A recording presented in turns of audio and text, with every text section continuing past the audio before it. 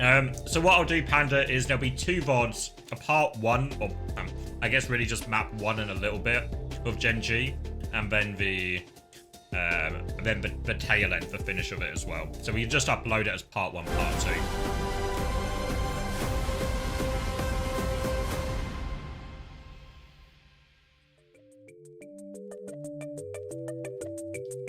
Wait, there's a stadium show match before NA? Is this true, Ayua? It would make sense because they look locked into this scrim right now, you know? Like, there's no signs that they're going to leave. They're about to start, no signs we're about to start a match. Oh, we actually got loads of time then. Going hard right now.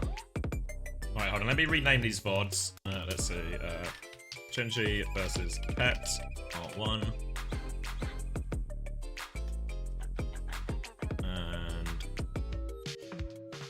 Genji versus Pets Part 2. Alright, I'll get those uploaded.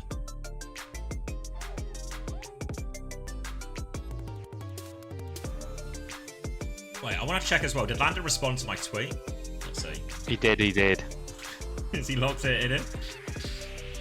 Just, yeah, something AI and friendly, you know? Nothing adds into the conversation, but, you know, it's a nice friendly reply. He says, on the game day playlist for good now. Here we go.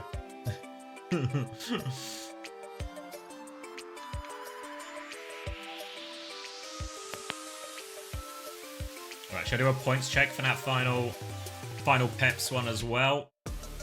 So, final map. Ken with a big negative, actually. Who are you recovering some of these points? Mag scores nicely. Zodial continues to score nicely. Slight positive for Zox. Zero and FD God managed to break even throughout all of that. So, total scores on the doors. 25 for Tread, the big winner despite losing. 20.5 for Mag. 17 for Zodial here. Big redemption for anyone who's sort of stuck the course with him. Zox, Syrian, both positive, 7 and 9.5 respectively. FD God with a narrow positive, actually, which is pretty good since he started on a -6 after map 1. Cookie, 9.5. Ken, 4.5. Who are you? -6, thanks to his +4 in that final map. But yeah, who are you is looking like a bit of a struggle there, actually. Let me get this stream title updated as well. Then, touch wood, we are in smooth sailing territory. Can we get yourself and Chrissy's Livimia power ankling based on what we have seen? Wait, hold on, wait. Show match, then NA. Hold on, I can't see who subbed. Let's see. NA, OWCS. Oh, thank you for the bits. Can we get yourself and Chrissy live EMEA power ranking based on what we have seen from Gandalf?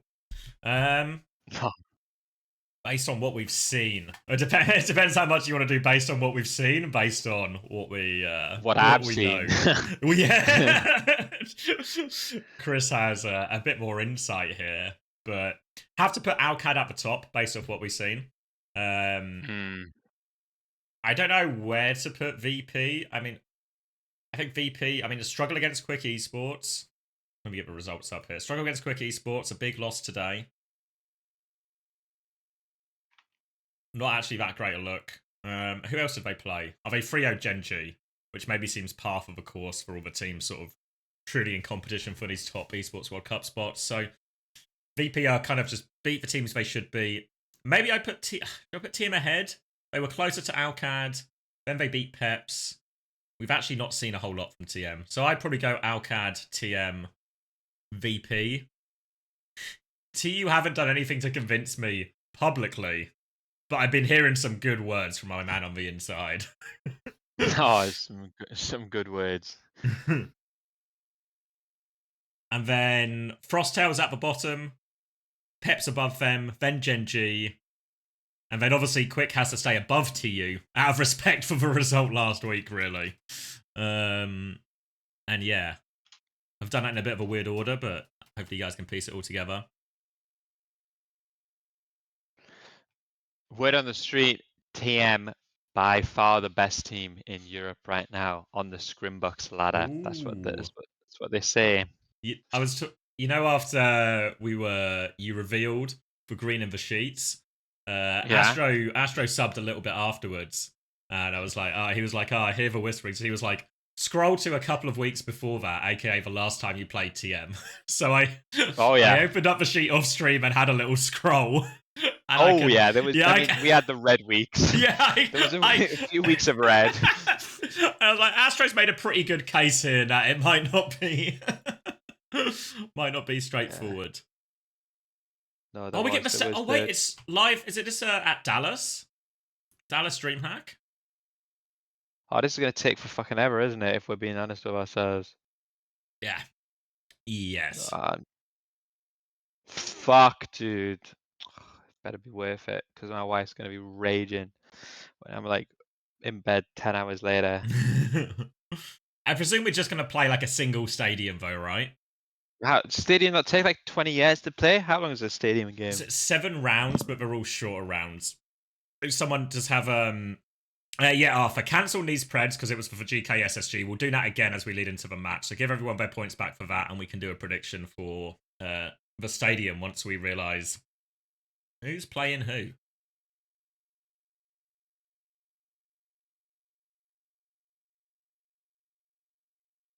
Alright, is that Rich and Kenobi? Fuck. The big dogs.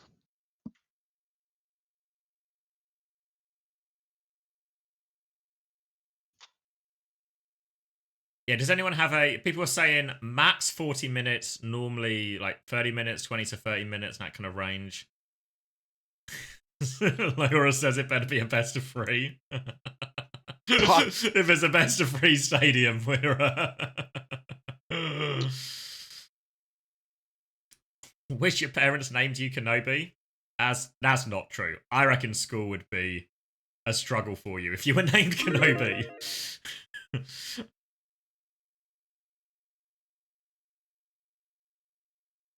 Oh no, my stream's... Oh, fuck. My stream just buffered for a second, and the anxiety that filled my heart as like a here we go again. Oh no.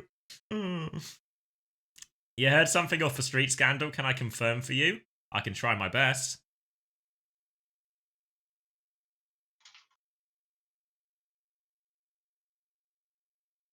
Is your stream buffering as well, or is my anxiety well placed? It is. Okay. All right, so it's DreamHack's problem.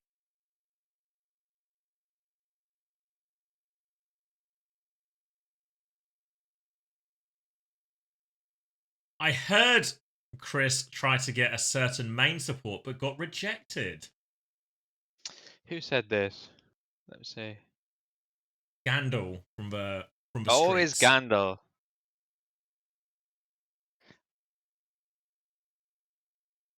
I think that's... Fuck you, Chris. I don't know. It's probably Cap, I think. Oh, thank you, AUR, for the gift to Painkiller. Is that a cheeky boost to get you some more fantasy points?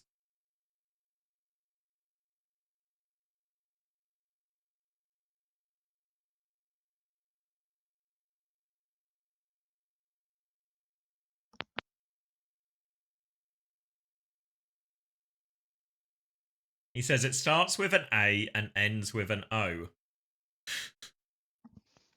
I wonder who. Animo? Considering Gandalf has unlimited sources at TM, it seems like. I wonder what he could mean here. It's Animo. Harakatako? Unbounce cracked it. Yeah, Chris wanted to sign Arakatako, but he wasn't a big fan of the Spanification of his name, so he rejected it.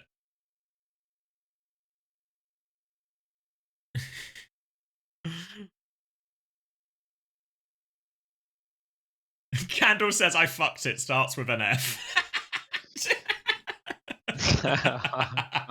Now he knows what it means.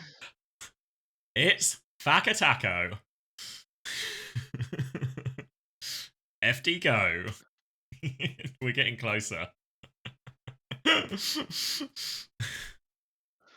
All I'd say, Gandalf, is you know what happened last time you got quite confident about TM against me, so just be a tiny bit careful if I was you, you know? I don't want to break your heart too many times, you know? Just be slightly careful on that one, okay, mate?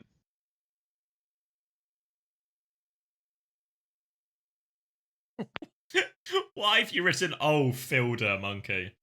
We are not good at word games here. If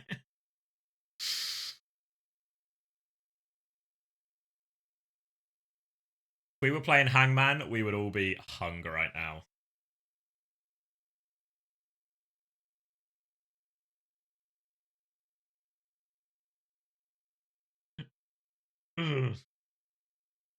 Alright, I'm seeing a few familiar faces. SK, J3, Rack.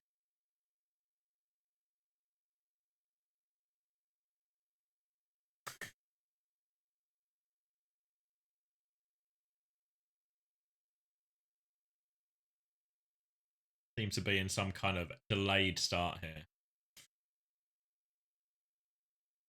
That's just what we needed for this show match. Was just a bit of delay. I was thinking, I really hope it's slightly late. Joe says hi. Oh, you're all right, Joe. Sorry I couldn't come tonight, mate. As you can see, I'm working real hard right now, so I've unfortunately missed it. I'm sorry to miss you, though, Joe. I hope you're having a good time. Have a drink on me. Make sure my fiance has managed to find her third wind as well for another night out. I reckon she's good for it.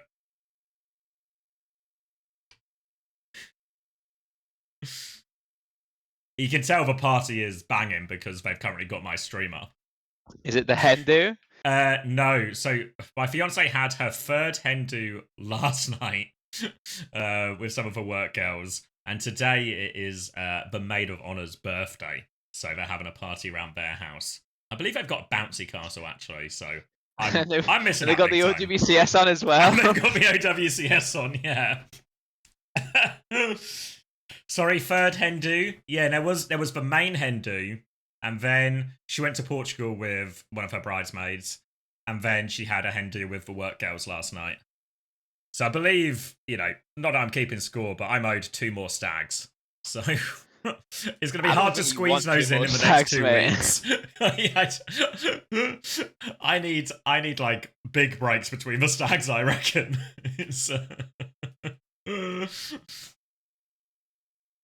Is this not the stag? This can be the stag.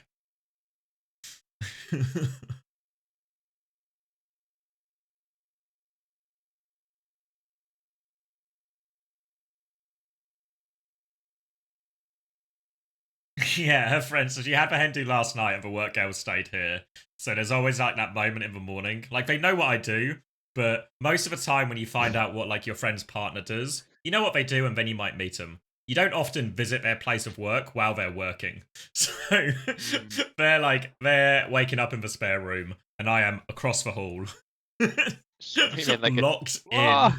They said I sounded very professional, felt like football commentary or something. So compliments. Well, I mean, that's good. It is a bold move, obviously, to meet someone for the first time and then tell them they're shit at their job the next morning. But but I'll take the compliment earnestly.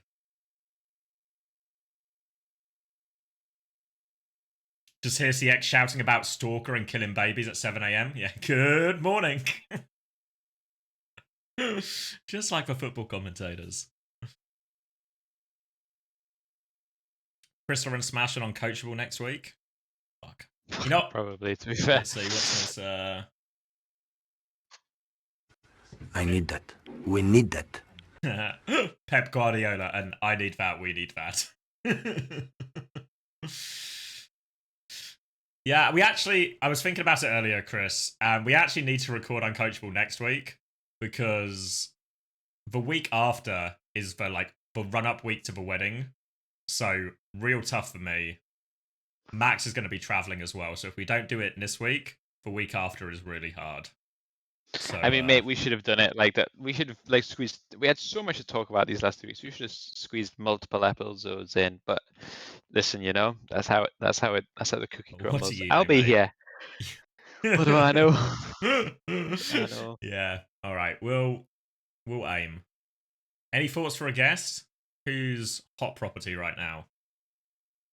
I was thinking we have had Psycho on. I think we should get Psycho on, especially after we 3-0s TU this week. I think he'd be good for it. We can do it. Yeah.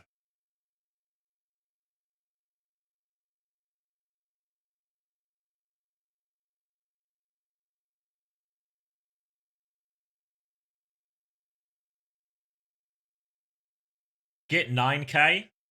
I think if I had to bet money on it, I reckon 9K would politely decline if I asked him to come on this week. Maybe not the time, you know. Yeah. Sometimes with these things, do you remember when we did all the old Overwatch League episodes? What greatly benefited us was the existence of time and space between those two, between what had happened and the time now, you know? So I think there's a time and space for 9K before we can maybe find out a bit more of what's going on.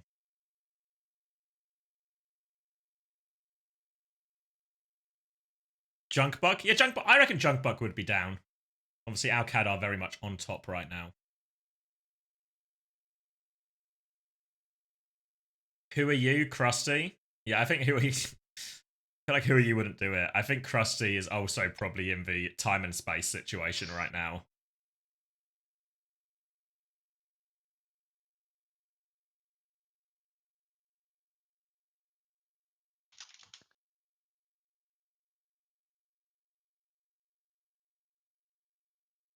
Did you see earlier as well, after you left, that someone and Hambin both played today? Hambin got 2 maps. Yeah, I don't know. I don't get it. I mean, just such a headache of their own making, you know. Like honestly, just fucking keep the roster, which you keep fucking winning with, you know. But well, yeah, and the statement has just made everything worse. I think. Like, I understand like the concept of right, everyone is scrutinizing our roster decisions, so let's try and be a little bit transparent just to try and explain our decision making, relieve a bit of a pressure. But this statement was like such a extreme action, you know? Not just like you could have just done something where it's like, I know the results haven't been what we want right now. We're working hard to resolve it. We're trying to get everyone on the same page. You know, just some kind of like a bit bland and generic, but just a thank.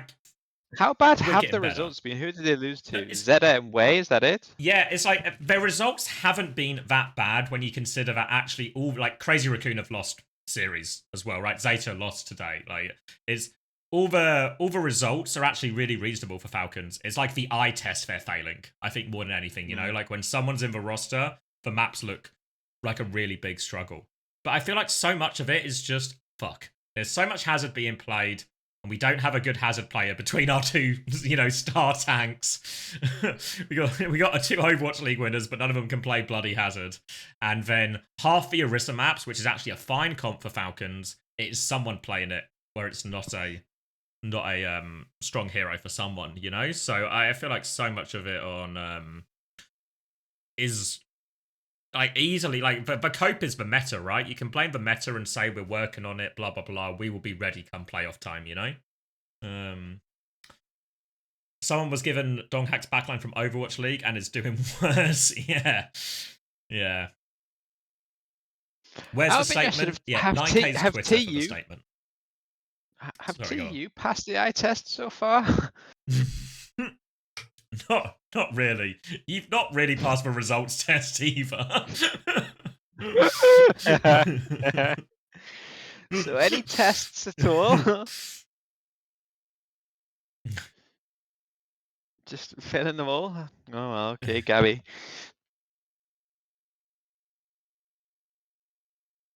On dive, yes. Just need to fix rush.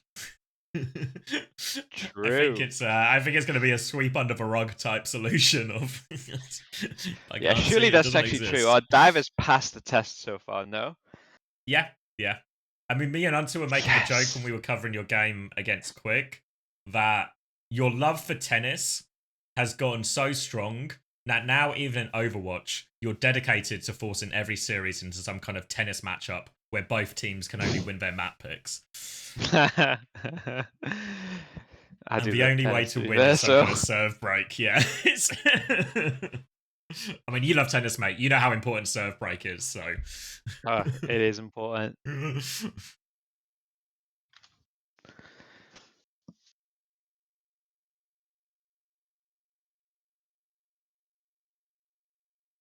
Get a quick coach on the podcast. I feel like Psycho. I feel like also like when Psycho's. I think Psycho's a good shout because he will have just played Chris at the time as well, you know. So yeah. I mean, ironically, we probably actually had time to record the podcast right now while we wait for this stadium match to start. Actually, we probably still can, to be honest. Should we get? I mean, Max is only in his warm-up scrim, right? Like everybody knows, or every coach knows. The warm-up scrim is just stuff happens, you know. the least work, I think, on that type of day for coaches.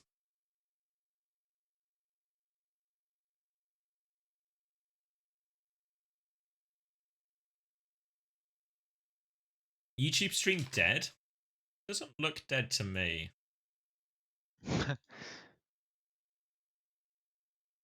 Can someone from YouTube confirm live? If you can hear me and you're watching on YouTube, make yourself known.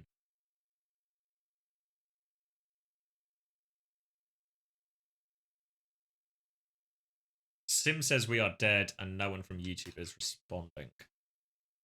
Hold on. Oh wait, Arthur is alive. Andrew is alive. We have signs of life. Watching on YouTube. Oh, I've got an echo. Yeah, we seem like we're fine. SS confirmed. Josh confirmed. Himsa says it's dead.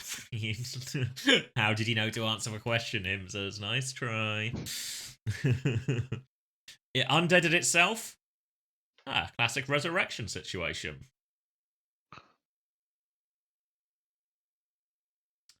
Evening Plum, what have I missed? A hell of a day of Overwatch. If you don't want spoilers, stop having ears right now.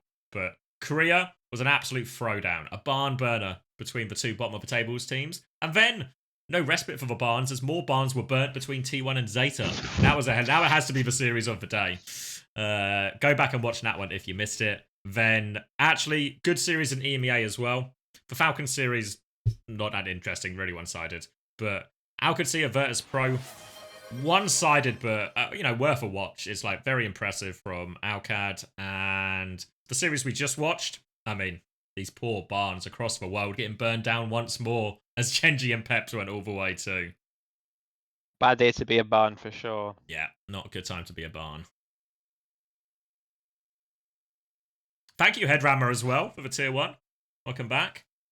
Ooh, all right, it's a Rack versus SK. And it looks like we're going in. Do you have game sound? Is it me or is it just? I'm watching the scrim, mate, so I'm not watching this shit. Thank you, Sacrifice, as well, for the gift to Katsar OW. Can we watch the scrim? I think not. It's a really hard time to, I reckon, get scrim streaming back online.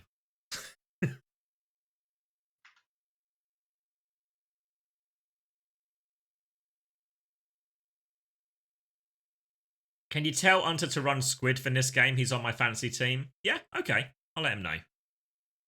I'm going to tell him right now. Can we watch Despicable Me? No, we can't watch Despicable Me because last time I watched... Did I tell you about this, Chris? When I was streaming with Haddy and I watched an episode of Shark Tank with him between games, and then I got a strike on my YouTube. Not a warning, a strike, and I had to complete some online training.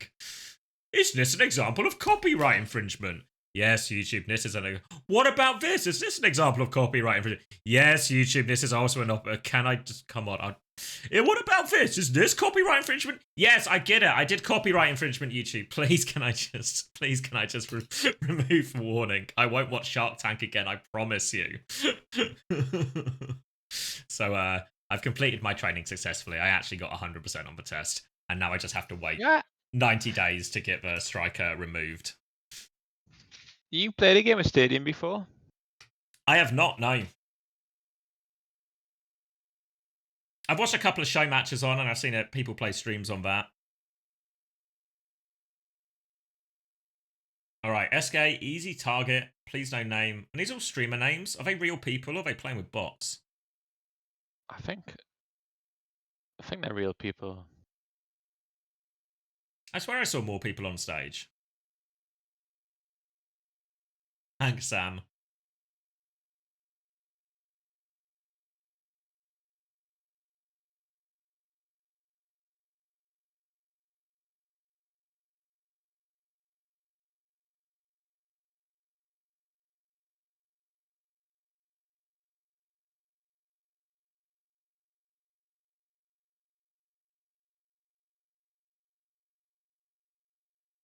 Get some game audio.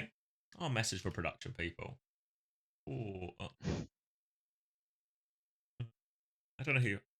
By default, it's Trev. No sound on clean feed for the show match. No in-game sound. All right, we're on. Fuck, I can't remember what this bloody Clash map is called. Something Anubis. I think, yeah, I'm not going to have respect for my voice. My jaw is in the ache stage as well from talking for the previous day. So we'll hit this. This will be, we're in casual watch territory here. Throne of Anubis, thank you.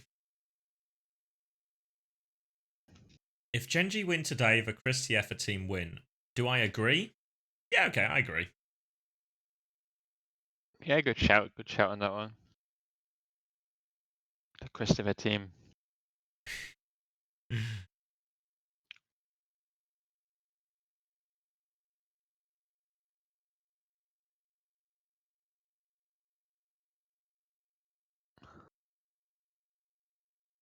How good are Quick? I mean, they're right in the mix, actually, I think. Depends on when you play them. If you beat them 3-2 narrowly, it's because they're an insane team and it's a good thing. But if you lose to them 3-2 narrowly, it's because you are the biggest pile of shit and they're all bronze players. That's what I heard. It's just what I heard. No, I don't know. What do I know, you know? What do you know? It's true.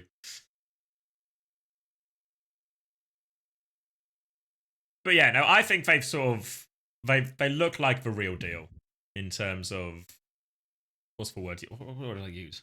Like a complete team in the sense that like they're greater than the sum of their parts. I think is probably a way to say it. You know, like Dip and Willis look particularly good. Zydra's done well, but they actually seem to function as a team. And in these sort of like inevitable sort of brawly matchups, you find yourself in EMEA. Oh, Big Blossom.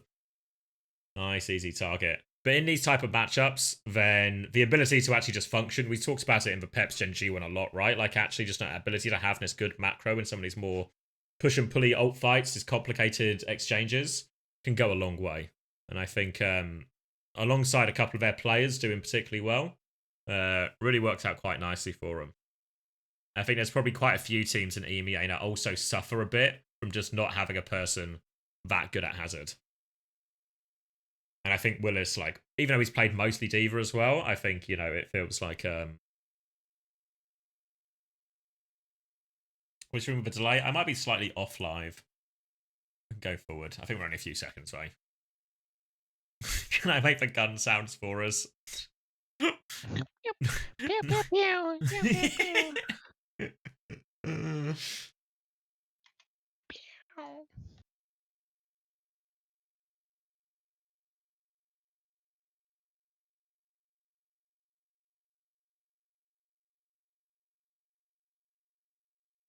Yeah, getting a lot of compliments there. Perfect. Some people believe you're a furry now. Seems unlikely, doesn't it? Imagine that's what Chris does while watching TU. Pew, pew, pew. Oh, he sings that again. Oh, oh, lucky he sung. Just the wrong spawn.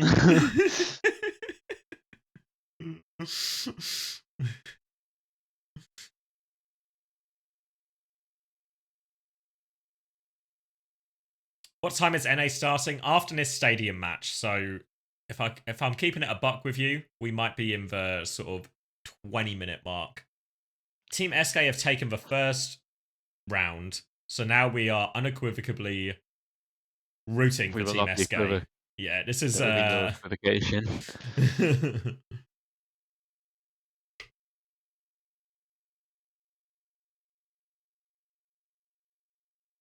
You would check in. So the Play Overwatch channel is 90% into this match, while Overwatch Esports is around the same as I am right now. No way! If we are watching a fucking VOD and we waited... We are, because they wouldn't have waited for the OWCS to start. Do you know what I mean? Wait, so why did we watch all that setup time? I mean, that's fucking true. You're absolutely real for that one. Death Blossom to get that damage. You're basically it's like one in the Twitch stream. Really curious to see if that's going to help try and exploit what we've been yeah, there's like this entire round's already over. Ooh, and I love Emong's decision. Let's go win there with that power. I love We're watching that. on That's one of my favorite these, ones for the junk between these you are able bastards. to get an elimination, resets your command and shouts. And on the other side, for SK, what we saw.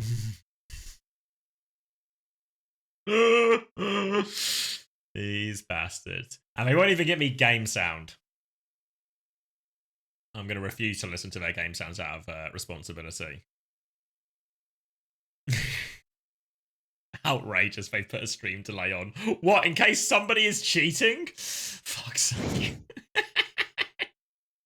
Oh. And now Team Rack is winning. Fuck's sake.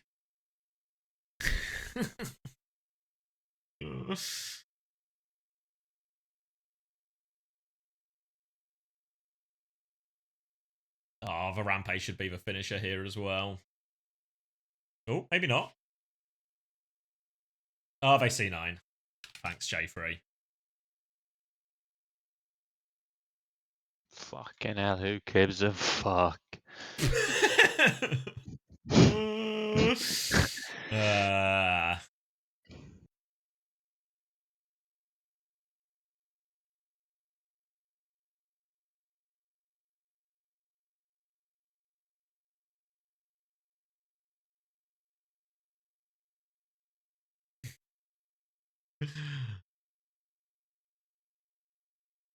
Just got here. What are the teams? It's a stadium show match between Rack and SK.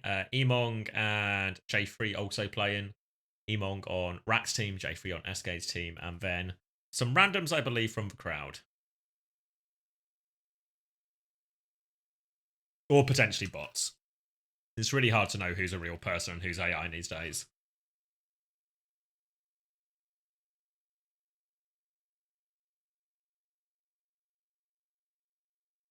There's a crowd. Yeah, they're at DreamHack Dallas, which is where we had stage 1 last year. Or not stage 1, I guess, but first LAN last year. After stage 2, the one I won. Just like every year. Every OWCS stage 2, EMA. Well, it's that time again. Time to win. Yeah, so they're having a stadium show match there, and we are getting played back for footage on a delay. Look, 3 minutes ago, the series ended. Like everyone. Now I'm just getting intentionally wound up here. Good relationship with friends. This is for Call of Duty League. You're watching the wrong game, Gandalf. And we're just enjoying 3 minutes ago. Like Oh wait, it was Overwatch on before. You did say check 3 minutes ago. They have done it. The upset complete. This is just still Call of Duty. In the most dramatic fashion. Look at that. That's nice. You see what he did there? Go back 5 seconds. This is just Call of Duty. Go back. Oh wait. This is unrelated. You just want me to watch 3 minutes ago. Oh, okay. Sorry. I'm with you now, Gandalf. Finals sorry, now for them. I'm still wound up. And with possibly. Do you mean like right to the end, just when they win? Yeah, watch this nice guy's reaction when they win. It should be traded. Hydra shuts him down. Alright, Miami Heretics against Los Angeles Thieves. Heretics win.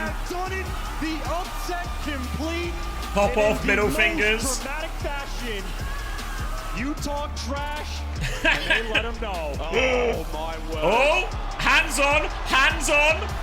Talk trash. Handbags at the Call of Duty. Talk I mean, to the guy on the losing team, the winning player did run up to him and put his middle finger in his face, which could be seen as instigation. Does feel justified. Does feel justified.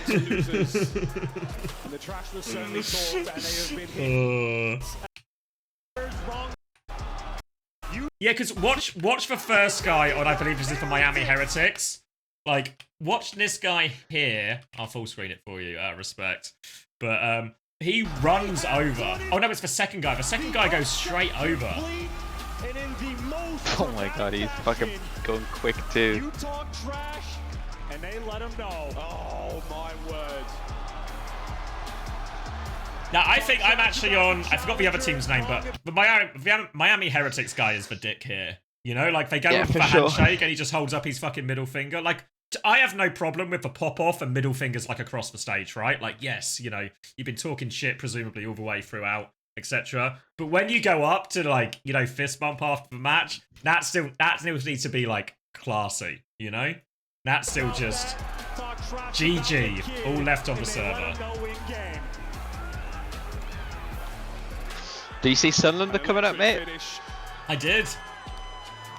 Insane. They just only score in the last minute and win, but it's kind of goated.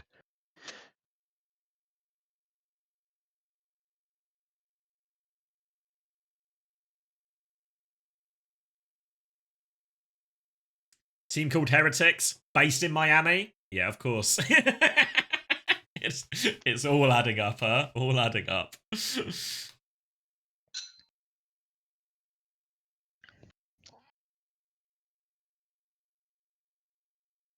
LA is a super team as well. Oh, so it's a big upset.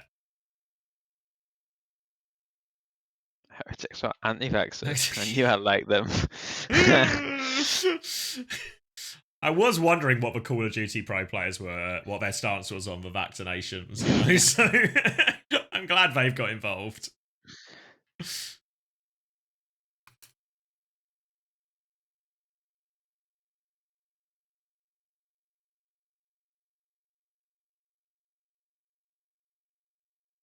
So reminding you of your glorious Sheffield United losing. Sunderland on top. What was it? Was it playoffs today? Or was it just direct qualification? Playoff final. Okay. Oh, Wembley as well? At Wembley. I mean, did you see the goal they scored in the semi-final and the last kick of the game from the corner? No. And everyone went absolutely crazy. Oh, that was it. Like, honestly, Sunderland's run is insane. They win the semi-final in with the last kick of the game, and then today they score in the 75th minute to equalise and score in the 95th minute to win it. Well, clutch or kick? And they did not get kicked. Oh, Bellingham up. Is that what's his name? Is it Job? Job's team? Big Job. I mean, it's true. Newcastle Sunderland is always such a good fixture. It's worth it. Like, who the fuck cares what Sheffield United do if they come up? Who cares? But Sunderland, at least we get 2 good fixtures a year, you know? Newcastle Derby going to go hard? Yeah. It'll be a good game. It's an outrageous fixture. Watching T1 versus Acer, it's such a good match. Yeah, it was class now. We've been treated to a very good day of Overwatch. And also this stadium match. I'm so salty right now. I don't know if it's showing.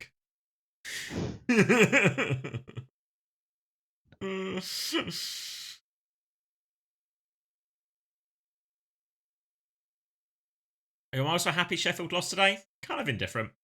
No strong feelings either way with Sheffield, really.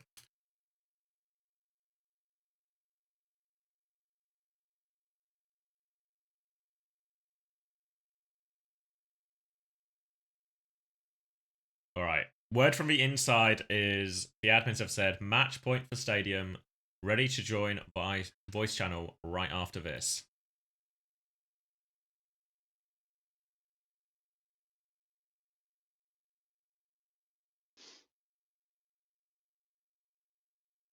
Just remember, you're missing out on a bouncy castle for this. Now everyone's just trying to wind me up. Remember when I didn't go to that party to watch the stadium show match? Fuck.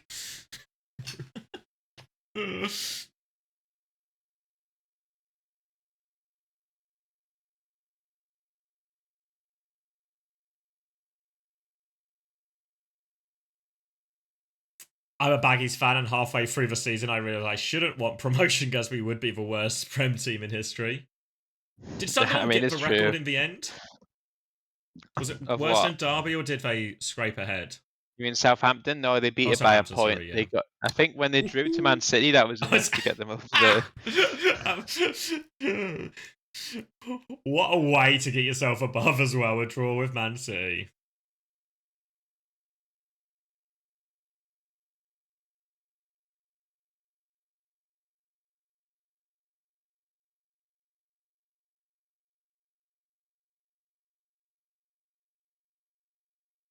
How much did I cry after the Europa League final?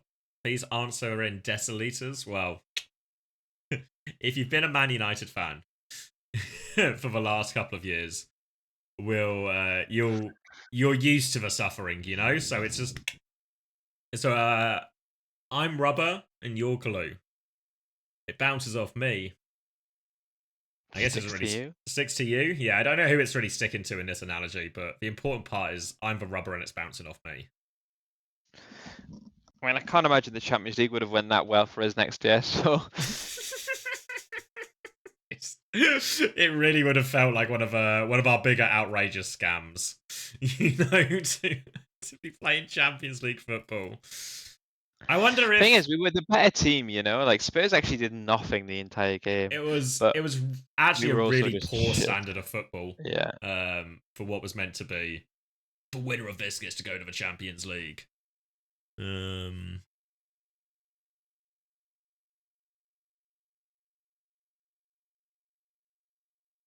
You know, the funny thing is, too, you know, I'm such a big Ange hater. I hate the guy because he's a moron, right? Like he never changes tactics and just like, but then he actually just to actually win a trophy, he parked the bus. I actually have endless respect for it. Like finally realizing, like, well, yeah, the thing is, he's gonna go and he said, "We played our way," but it's like you actually didn't, mate. Like they just had everyone behind the ball. You scored a free kick early on. Thanks for the W Anges for this as well. Yeah. But yeah, they score a fucking free kick and then they just park the bus for the remaining like 70 minutes of the game. I always win something in my second year. I always win something in my second stage.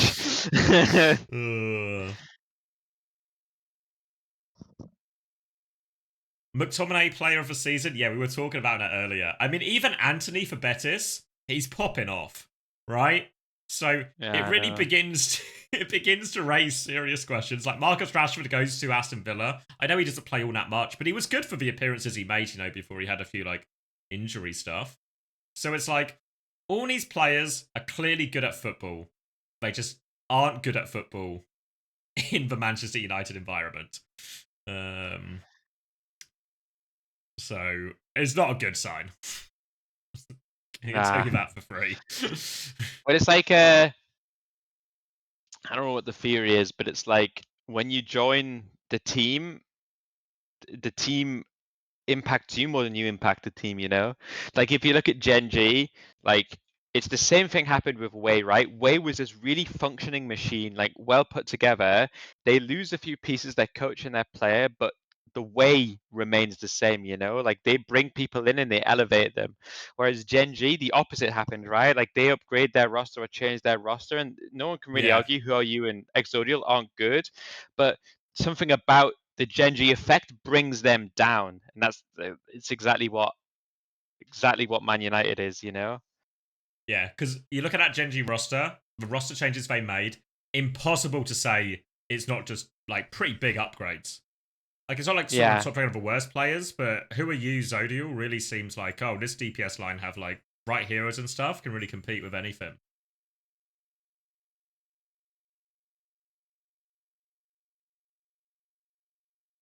How long are stadium games? We should be nearing the end now because it's first to 4, right? So if anything, I can actually just go look at the spoilers. It's going to go 3-2. Okay, we're going to around 6. Fuck. I've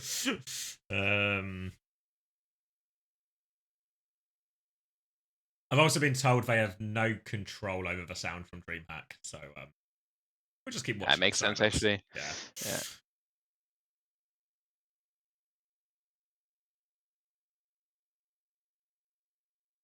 Are they playing on the previous stadium patch and did the bounty limit go up to 3? Unfortunately, I cannot answer that question. I am out of the stadium loop. Ask me about Man United and Spurs, though. I can and tell you what patch We're looped they're in on. there, mate.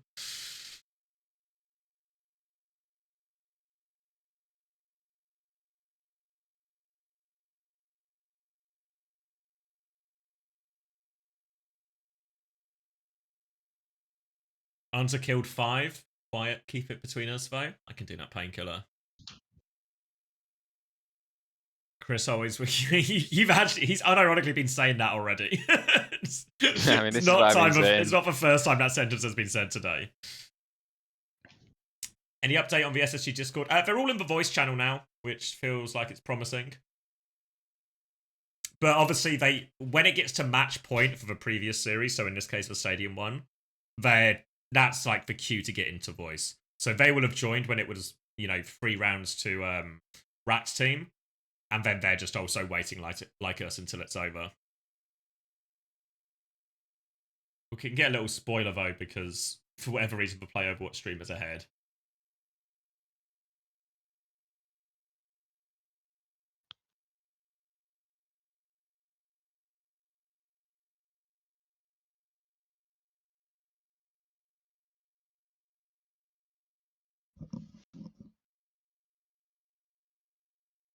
Come on, Rack, mate. Just get it over the line.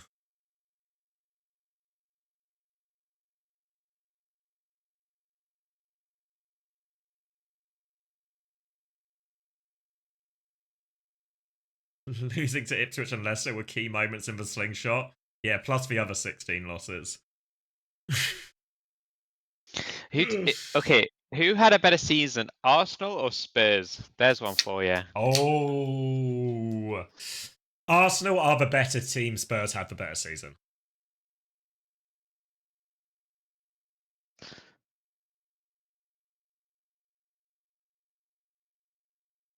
See, I think that's fucking crazy because I think Arsenal clearly had a better season.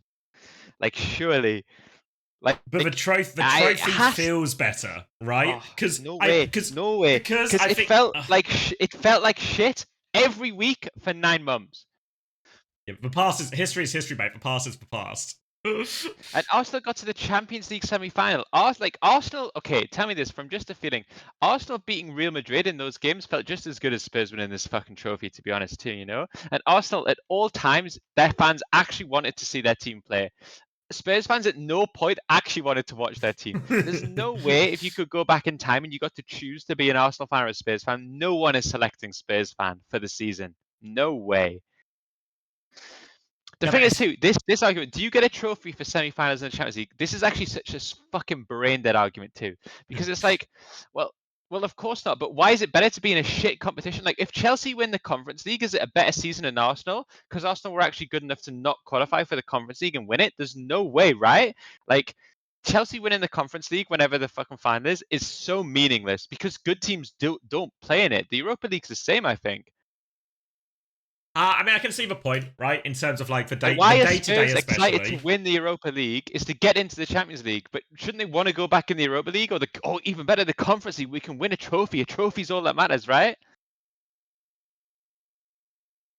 It depends. I think there's also a difference, though, right? If you look at it, like, let's say at the start of the season, right?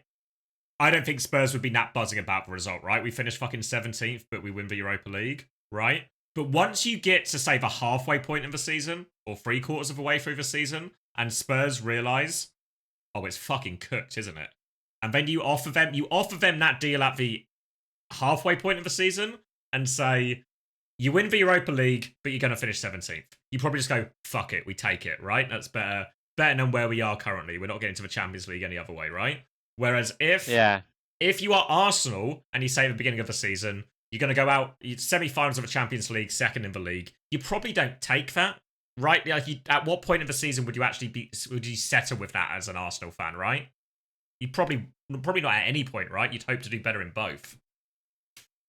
So I feel like there is like an expectation shift thing as well. Now, like, say over the last 3 months, Spurs have ended up with a better result based on like where their fans' expectations were. Obviously, bearing in mind No, Spurs' expectations were in the absolute bin by this No, point. because I still can't buy it, because then you'd also have to say that like Leeds had a better season than Arsenal. But it's like, like you would all agree if Arsenal were in the Europa League, they would have smashed it, and if Arsenal were in the Championship, they would have smashed it. They only had a like they do better in every competition, but because they played in tougher competitions, they class as a weaker season. But there's just no way you can't rationalize that, surely. Yeah, no, I see your point, because it would be the same as saying, right, like, the Overwatch version for people who maybe lost by football would be like, well, didn't British Hurricane just win like back-to-back championships in contenders? Whereas Guangzhou Charge have won bloody nothing. So Yeah, what's like, who's had a better season type thing, you know? And it's like, there's an element of like almost apples and oranges to it, of like, it's just different tiers of competition, right? So can any championship team have a better season than any team in the Premier League, for example, no, right? probably not. You know, and can any team in the Europa League have a better season than a Champions League team? And say conference to Europa League, right? Like, because that's, I guess, essentially the argument right now. The trophies make a difference, but there's tiers to trophies, right? Because if Spurs won the Champions League, for example, yeah, okay, you'd then have, no leg to stand I on. would I bite the think. bullet. Yeah, for sure. Like, I you'd agree, just be like, even if they finished 17th but won the Champions League, the tier of competition would be high enough. That it's just higher value. So yeah, I can see it from that point of view, that like there's just certain competitions that just fall into like a, you know, a lower tier. I guess like some of the competitions that are harder to factor in is like, where does the FA Cup and the I was Carabao because Cup in sit theory, in all of this? everyone's in that, you know. Like if you when Palace win the FA Cup, they did have to play in the same competition as Liverpool City and win, you know. Whereas, like, let's be honest, Spurs had a final against Man United. Like, how fucking free is that? Like, Spurs had a semi-final against Bodo Glimt. And then played Man United in the final. Yeah, it's not even an impressive run, right? Who did Spurs? Who did Spurs even beat? Like, honestly, and the final was so shit too. I actually can't accept it. There's no way that Spurs had a better season than Arsenal. Let me talk you through the Europa League. So in the qualification, where are they? Tottenham finished 4th in the group stage of it. Then we hit knockouts, and let me find. Come on, eyes, do your thing. I mean, yeah. Look at that run. They beat Frankfurt, and then they beat beat AZ 3-2. Beat Frankfurt, which is probably the most impressive win out of all of them. Then smashed Bodo, and then 1-0 in the final against United. So yeah, I think you can actually make an argument that Man United's run, Real Sociedad, Lyon, and Athletic. Obviously that Athletic, way harder. It was harder, even though the Athletic one has to come with that big fucking caveat of we've just beat 10 men for a large part of it, you know? Like, and then... Yeah, I think someone said the Europa League is like maybe same level as FA Cup, you know? Where it's like, it's just not one of the... Well, I don't know, you'd have to say, right? You'd have to say it's easier to win the Europa League than to win the FA Cup? It varies a lot more in the Europa Cup, right? Because sometimes there are like, you know, a couple of the like best really team top in the teams FA in Cup is always better than the best team in the Europa League. Yeah.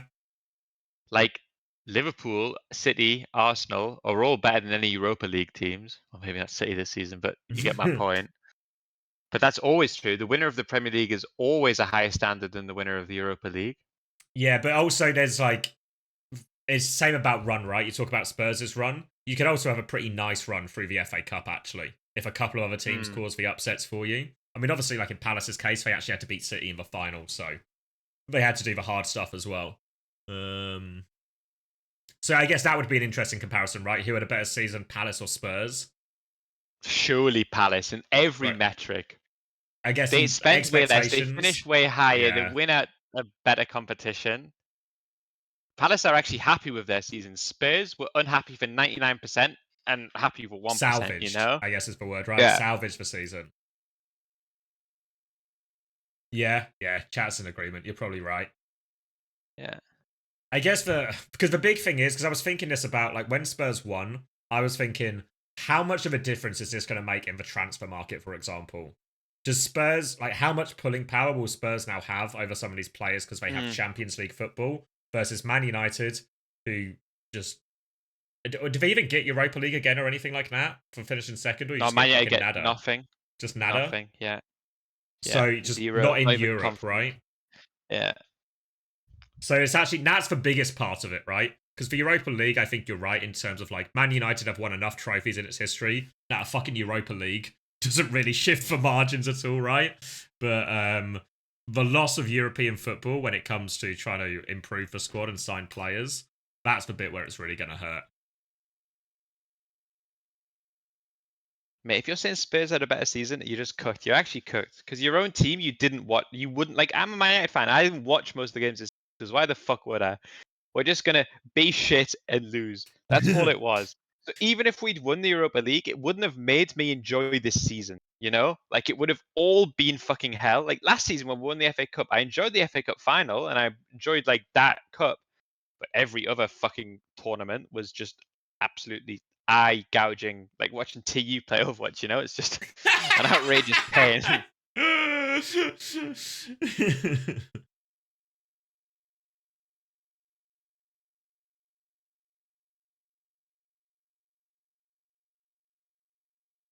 Spoilers with the Preds, damn it, Panda. Ruin for finish for everyone. But it does also mean it has finished.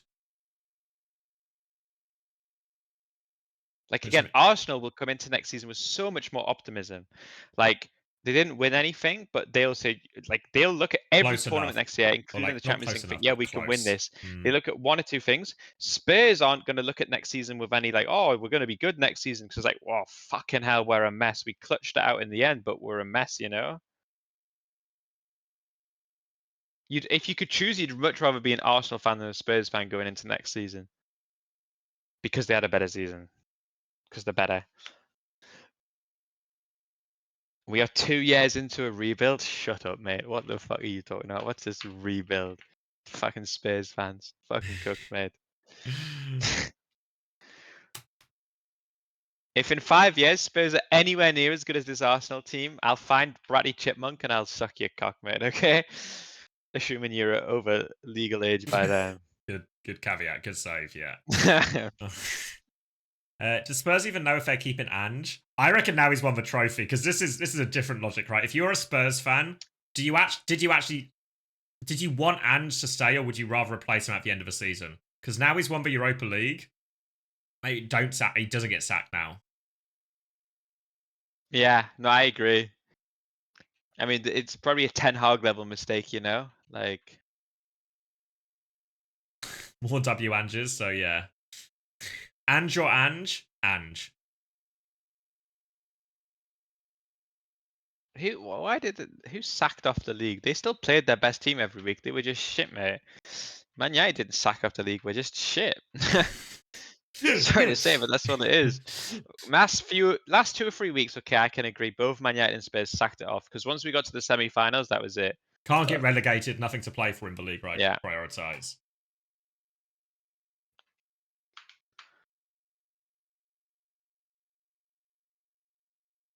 Yeah, I agree with there is a level of cope that Spurs' injuries have been pretty severe this season. But I think you'd also have to say that 17th is too low, right? Even with all the injuries. That 17th just feels too low, all things considered.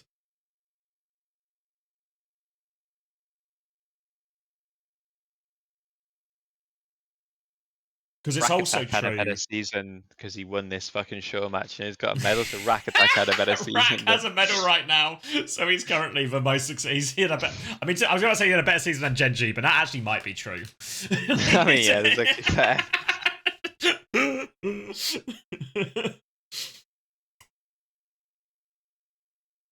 All right, I'm grabbing a drink because I'm hoping by the time we're back, we are warming up for SSG versus GK, which should be a good game. I'll be right back. You're in charge. All right, mate. Oh, lovely stuff. Let's get cooking, chat.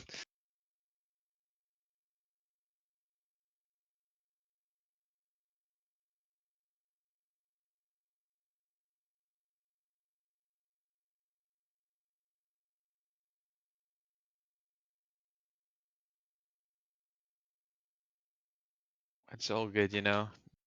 Don't have to. Once people get to know me, they hate me a lot less, you know? This is literally 2 drink, Chris. I'm tempted to get a 3rd glass of wine, but then I don't know, maybe that's pushing the limits, you know?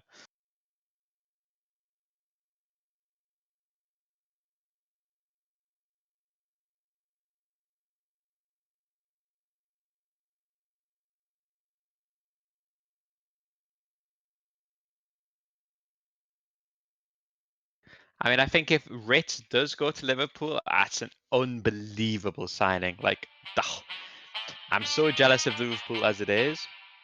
I feel ironically, I feel like the midfield isn't where they need to strengthen, but I don't exactly know where he's going to play. But I don't know. Ritz is unreal, and Liverpool are unreal. So if it all comes together, then I'm fucking raging.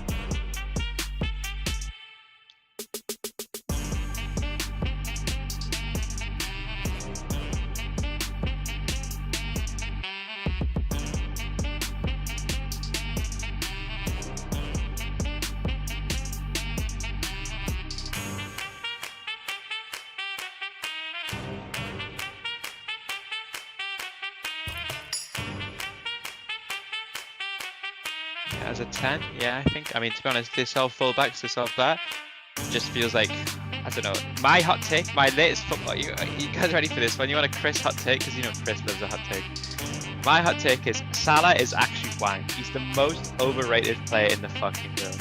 Like, every time I watch him, he fails the eye test so hard. Even the day where he scores 2 goals, I swear he's actually just such a bad footballer.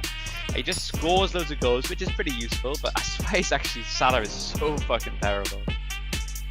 That's my take. I literally never watched Salah and ever come away from it thinking he was the best player. Just scores the goals, scores a few penalties and gets a few shitty assists, but he always just fucking loses the ball.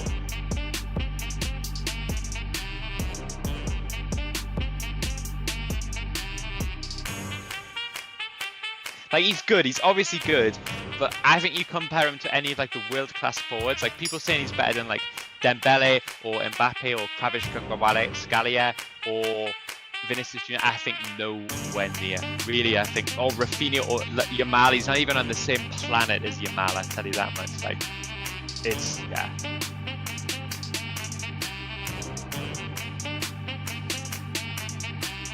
I actually also agree. I think Vinicius is also overrated, but I still think he's better than fucking Salah. That Salah take screams the only. No, I watched that. It's the opposite. If you think Salah's good, it's because you watch highlights. If you watch actual Salah, you realize the guy's actually shit. You watch 90 minutes, you realize he's shit. See the highlights, you think he's unbelievable.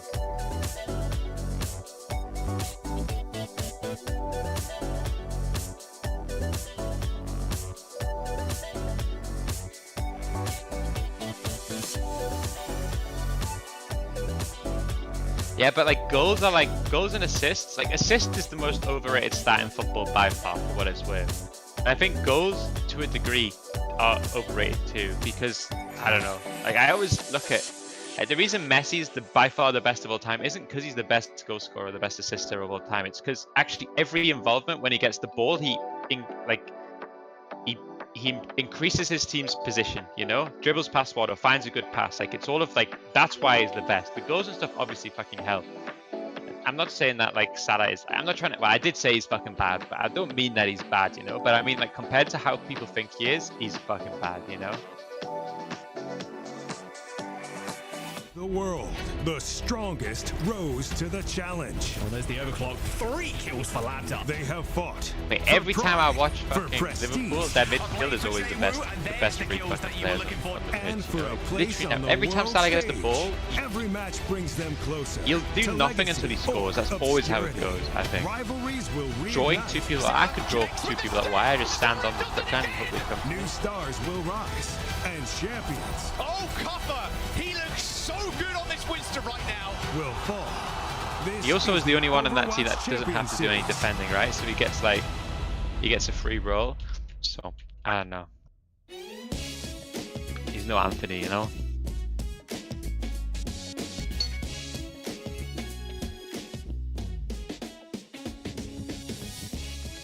Why does he score more than every other player?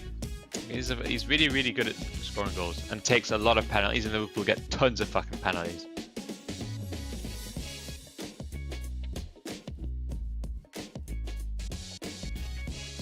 But would anyone say if you had one season, next season, would you, not in terms of the future, is Salah better than Jamal? Yamal, or however the fuck you say his name. Is he better than Rafinha? Is he better than Mbappe? No way. I'm telling them my take that Salah is the most overrated player in the world. Yeah, okay, if you guys are taking Salah over Yamal, that means you don't watch football. Because you are so far from reality. You're actually so fucking cooked if that's what you think. What are we talking about? Ballon d'Or, essentially? No, you could take one winger for one season, so it's not about age, it's just about who's the better player for one season. You're taking Salah or Yamal at your team next season? Yamal. Of course. But then Rafinha or Salah? Rafinha. Yeah, see, this is my point. Salah is like, people talking about Ballon d'Or, but he scored goals, but he's so shit. Like, you just watch him and he's so shit.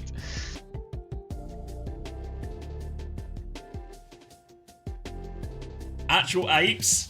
I mean, like, this is like, because this happens in Overwatch as well when we talk about best players, right? Just because you say someone's not the best, I mean, Chris is saying he's like overrated. I'm saying he's absolute shit. So I mean, Chris is on like more of an extreme end of the spectrum here than I am. But like, Salah has been class for Liverpool this season. He has been clinical, right, in terms of goal contributions and goals win games, all of that jazz.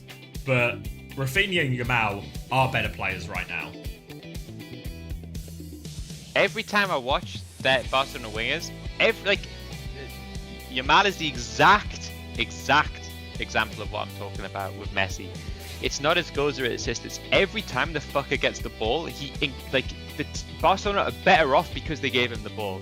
With Salah, 9 times out of 10 they regret giving him the ball, but 1 times out of 10 he scores a goal and they think, oh, we should have given the ball. And you keep playing the numbers game with him. Haaland is the same, right? Haaland is an insane goal scorer, but 9 times out of 10 when Haaland gets the ball, Man City are in a worse position or he loses it or something. But then you think, oh, well, we keep giving him the ball, we keep playing the numbers game, he scores. But the best players, like the really, the top players are the ones where every time these fuckers get the ball, you're happy because your team is now closer to scoring. It's not about who scores the goal. I mean, okay, yeah, obviously Salah, if we're being honest, obviously Salah is not absolute fucking shit. I'm being hyperbolic to create a point.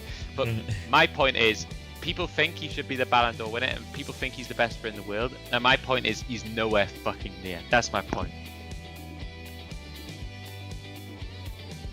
I mean, you say it's a league difference, but I've seen Yamal do this against teams from like every bloody country, right? Like, yeah. There's not a country in the world that has found a way to consistently contain him. So, I think, yeah.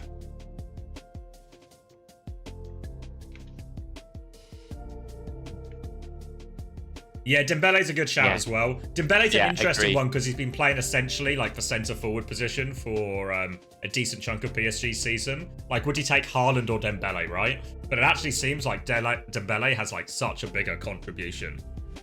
Yeah, I agree there too. He now has around 8 goals in this season. I mean, yeah, but isn't he got like 1 billion assists as well? That might not be the right number. I think it is 1 billion.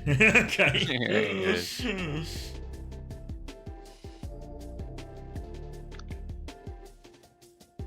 9 goals, 12 assists. Okay, yeah, okay. I'm glad Red Eye said it because I was just about to say it. Yes, Saka is better than Salah. 100%. Yes. Oh, actually, fuck. I need to think. That's actually, it could be. That's more on the verge. That's more on the verge, I think. Fuck. Yeah, okay. As I said it, I get like... I think Saka's good though.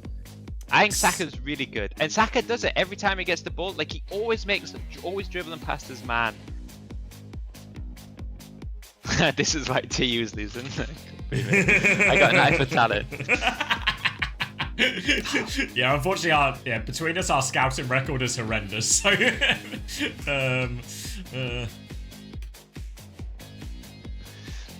yeah, Kravic, Galliard, I'd take. Yeah, same. I'd take him too. When Yamal cooked England. That's one of the Prem's best players, and he fucking cooked us at like 15, mate. What are you talking about? You think Yamal just needs to fucking wait till he plays a Prem team? Yeah, good man. I don't think he needs to fucking wait to play a Prem team.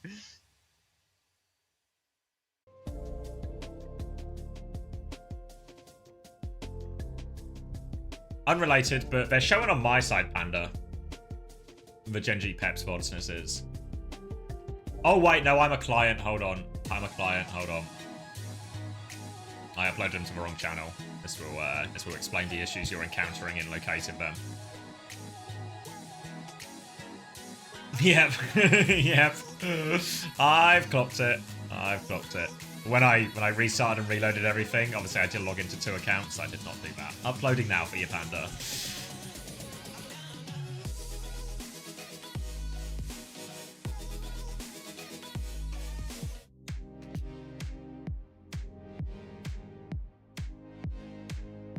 Is Ziad the Overwatch Yamal?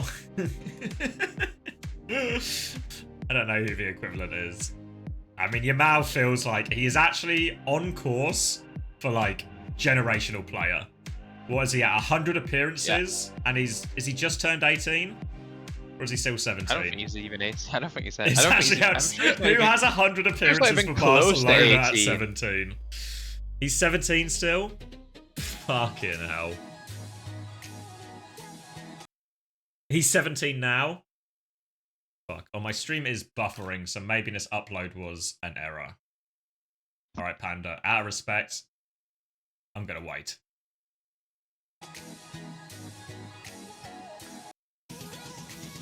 Squid is in. Squid time. Double flex support on the cards, then. Feels like there might be an Ilios on the cards, potentially, here. GK pick, right? Oh yeah, true. Yeah, the seeding will carry over. It'll be GK's pick. I guess where would they play it? They would. I mean, they could play it on Busan as well, right? I think we're going to OWCS, mate. Ooh. Wait, I probably know the answer to this if I look at the channel too. Yeah. Get a bit of a spoiler going here. Isn't Yamal a one-season wonder? How do you even judge that? What the fuck? I mean, there's no counter evidence so far, I guess, but he's played one season and been unreal. Yeah, he's probably he's one season. I actually just love. I just love Twitch chat. All right, it feels like it's been a while. But we're going to watch some Overwatch. Oh my god. Quit the VOD. Buzzing to be back. Alright. So a Kiriko ban coming out from the side of GK. We are going OWCS. A Hazard ban in response from SSG. City Centre to begin. And Kellen wants to ball. Alright, let me sit up for this one because we're going. Wait, did I update the stream title? Hopefully one of the mods can clutch it up. Alright. Yeah, ball is the choice here from SSG. So Kellen owners rejoice as Bull normally does very well KD-wise, and SSG are going to start with an Ana Moira against a Bat Lifeweaver in 2025. We'll work this one out. This will be one for the desk to solve for us here. Tracer Sombra here for SSG with the Bull, so it feels like Admiral's life as the Lifeweaver is going to be under serious duress. He's on the Petal right now. Fawn harassment coming from downtown here. There's a Sombra behind him. A counter hack. Wamone was just playing full counter dive there. Probably wanted to punish the Bull, but if you can hack a Tracer, you can hack a Tracer. Forces for recall.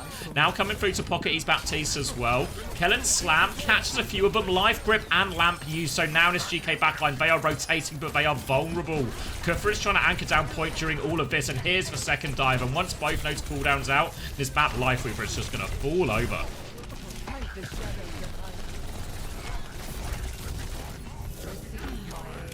Just a Winston to deal with now. They'll clean that one up as well. And I guess, are they going to keep the comp? They've nearly got a tree. I mean, you're always good for a tree, you know? I swear somehow BAP is more crazy than Lifeweaver, but I don't know. This is what Gultek's been cooking clearly. Yeah, Gultek's reputation, I guess maybe a little bit undermined by AGG's actually accelerated growth once he left. Graham Potter theory. Yeah. Roll through from Kellen to occupy the backline, and Cuffer's gone in and got a kill, but his supports are very much occupied. He's going to jump back now into a slam. More damage, tree and window available. Walking onto point. Here's the tree. The tree is inside as well, so the tree will be nice and safe there. Might have a few problems getting sunlight at certain times of day, but we're on Oasis, and it should be enough sun. EMP over the top, though, and not near the tree, so it's going to be a deletion onto UV. Kellen's going to push Lethal into the mines as we go as well. Awfully low. Only a Life Weaver pocket now to go around for all of the GK backline, and SSG will not be letting this one flip over. Squid has made the swap to Brig while we saw all of this as well, so committing to a more durable backline here, and GK sticking the backline. Sombra's going to run into each other. Sugarfree gets the better of Big Willy there. Sleep onto Kuffer as well. Has the primal, but no chance to use it off the back of that sleep. So the Anna Brig looking better here. More ways to punish the diving tank for Bapalari. So the Bap Life Weaver. Can't really punish or kill anything. They can survive. They have Lamp and Life Grip, but they've also not really been surviving so far. Going to be a nano turn next for SSG. Could just be onto Kellen. Could even be defensive to help deal with the primal or the EMP, honestly. Ramon's trying to look to get into position right now, but Kuffer's already using Cycle, so a solo EMP onto the Tracer. Easy kill for Ramon onto Seeker now.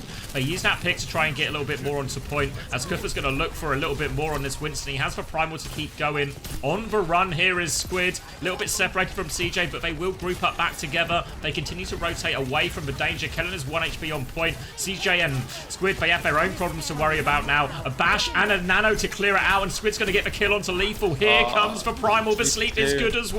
Squid is coming to help deal with the Sombra. The Sombra has been cleared. Squid is getting taken for a ride, but he's got the rally into a bash on the Sombra.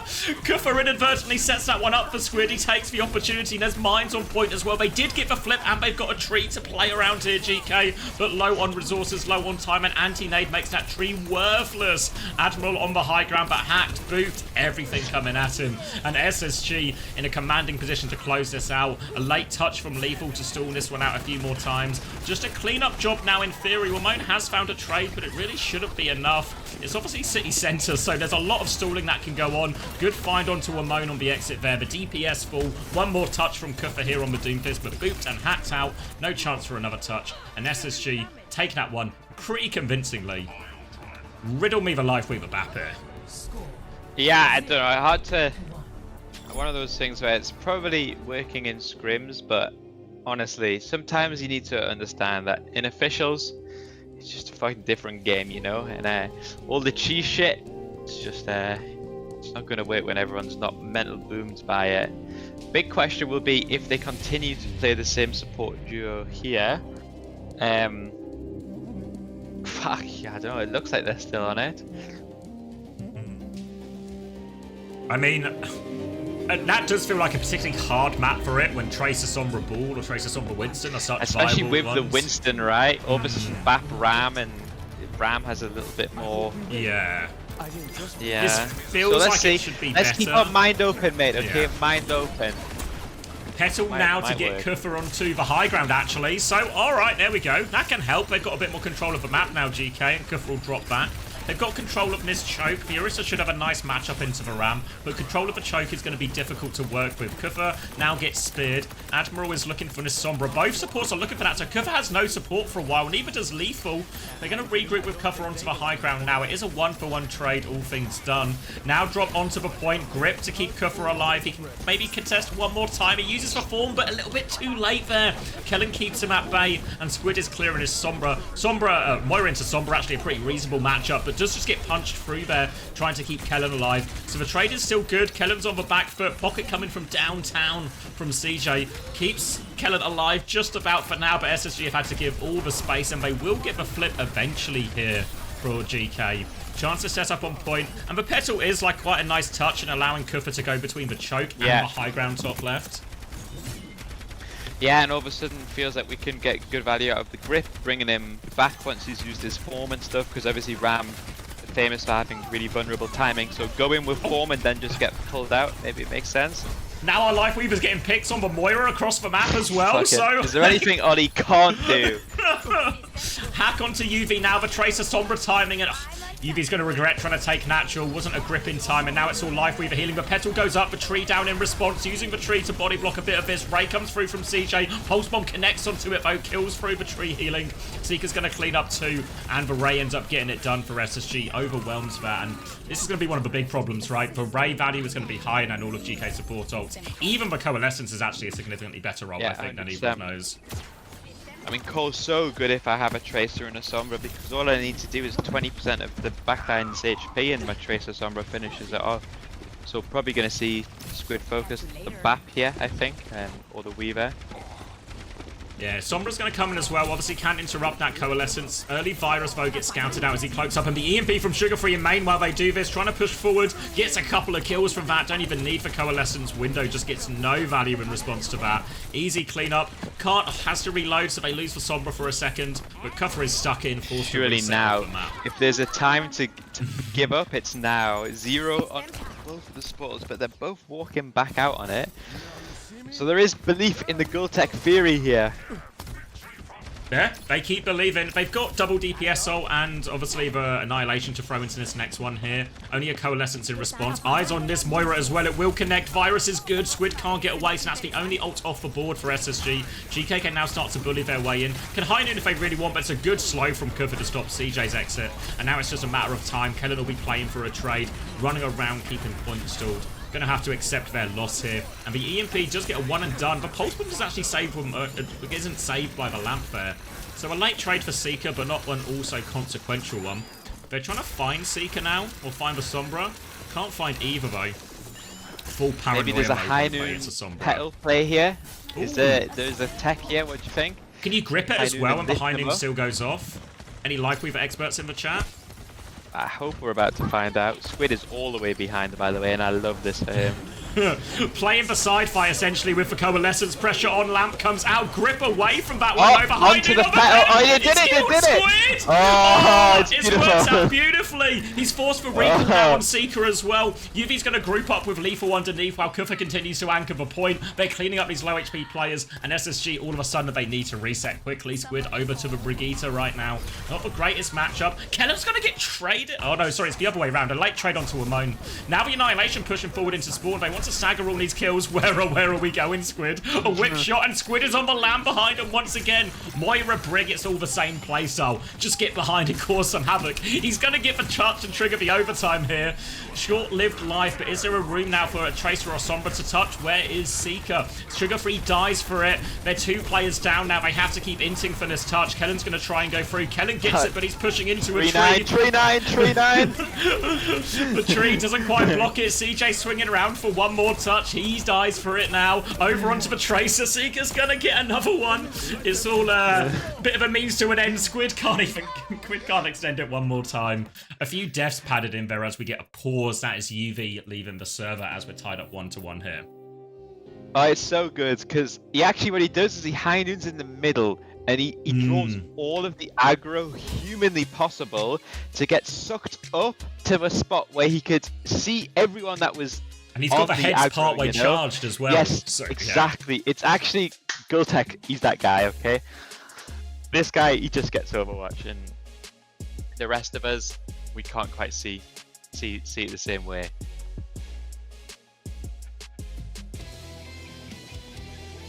What happens to the stats for Fancy if he leaves mid-map?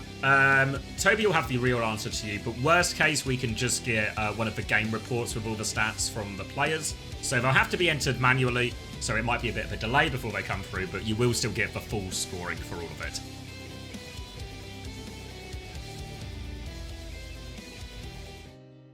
Game reports reset now. Just from a pause, or... Wait, did we solve a scoreboard after each round though, right? No, not good for UV.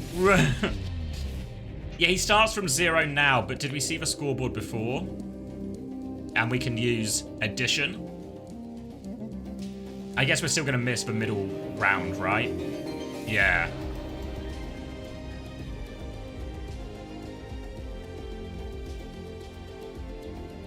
UV stonks in the bin.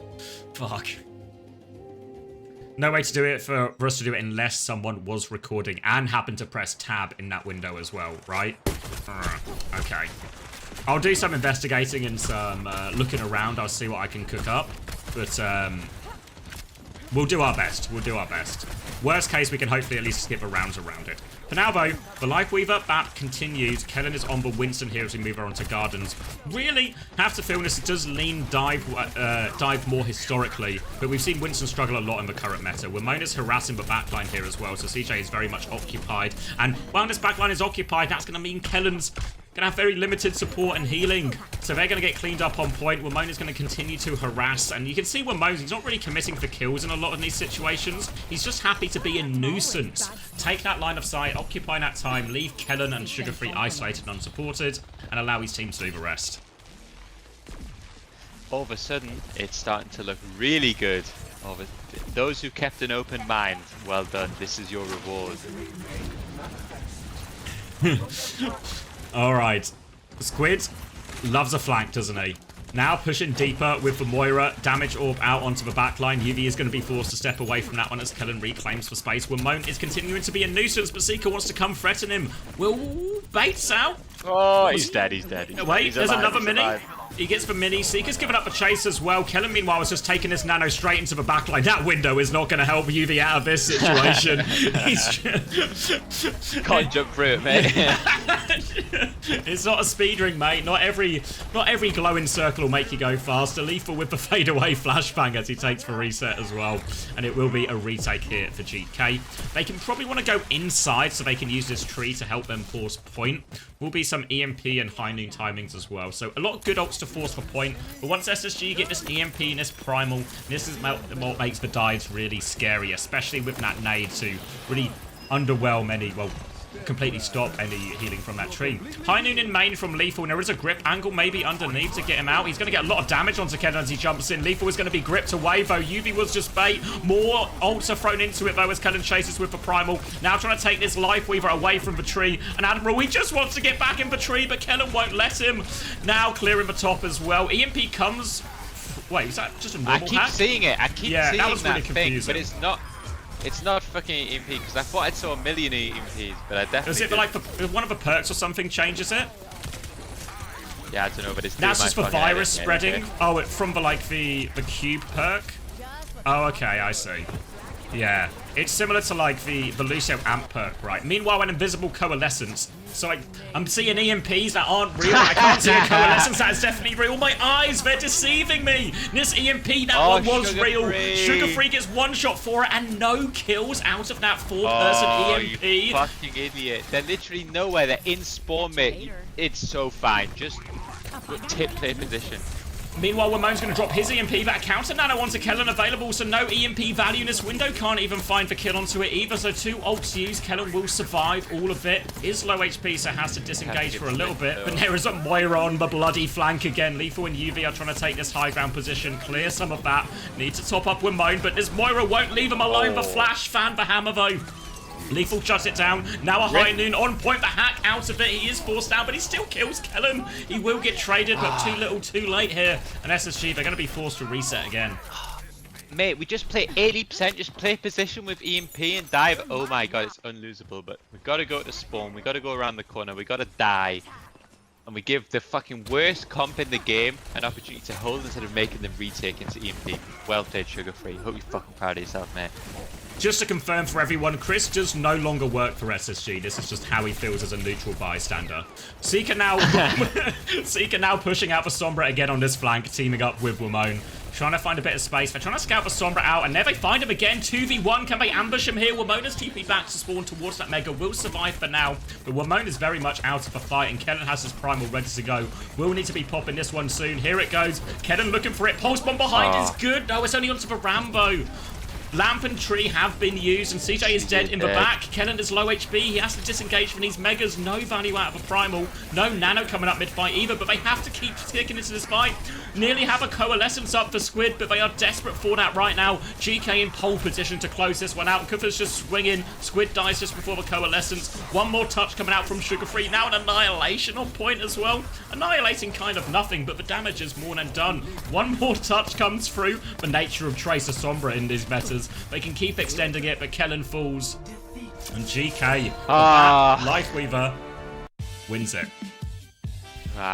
Unbelievable. Gotta give it to Sugar Free there, mate. Good EMP, pal.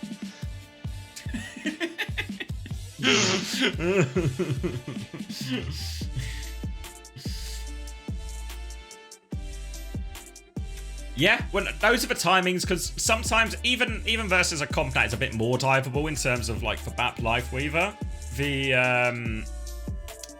ult timings for these dive comps are always the crucial thing, right? The nano turns, the primal, the EMP turns, these are your slam dunk, the backline can't survive type fights, especially when they have such limited defensive ults. You know, no Ray, no beat, no rally, nothing like that to try and prevent. All they have is a bloody tree. Yeah. These are the ults that should be slam dunks for SSG's comp. Does it like you get map control and you start to cycle with a good Ana position against a team that doesn't have fucking cleanse? Oh my god, it's. But you know, what do I know? What do you know, mate? All right, I'll get the numbers up here. Now, obviously, Sugar-Free owners will be hoping, despite Velocity continues to score well, he's got a +2 out of it. Kellen's got a +2.5, Squid 2.5, which is probably really reasonable for a lost map and the free value Squid normally used as an enabler in fantasy meta right now. Admiral, a flat 0, which probably not too bad as far as Lifeweaver goes. Big winner though is Cuffer with 5.5, but that was a pretty even round, so not too many big advantages either way.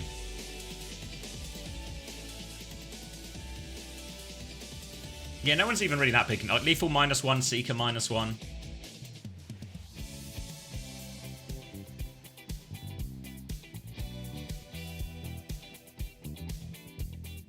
Alright, SSG's choice now. Straight over to Suravasa here.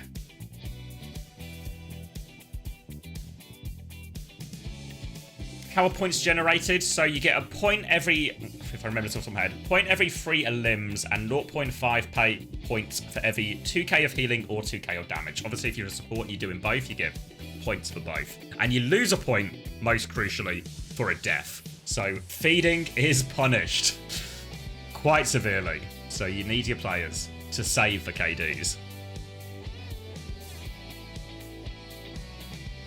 Yeah, it's a good point, Spider, losing on the hazard ban there as well.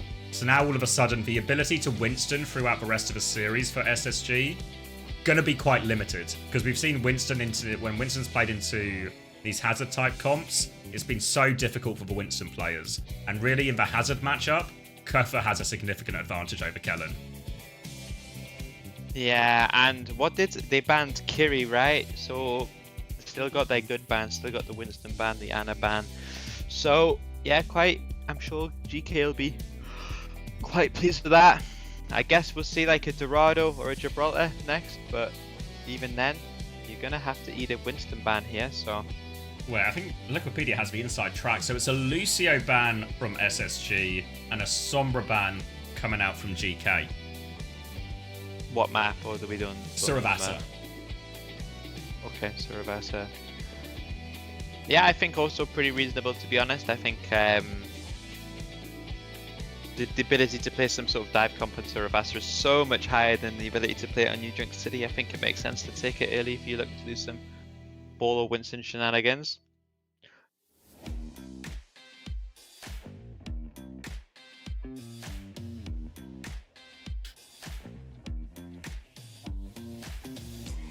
What are you guys spamming? Did you see that UV left and picked different perks? Did he actually? Is that allowed?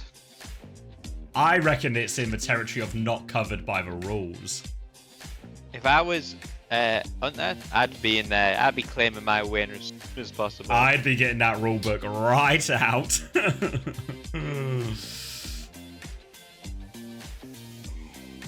Because also, you know when he DC'd, and he DC's right as the round ends, right? So there's no impact for whatever. Is there... let me remind myself of the BAT perks.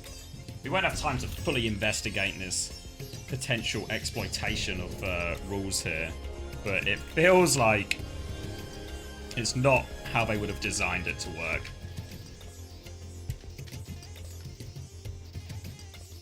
Baptiste. So he has...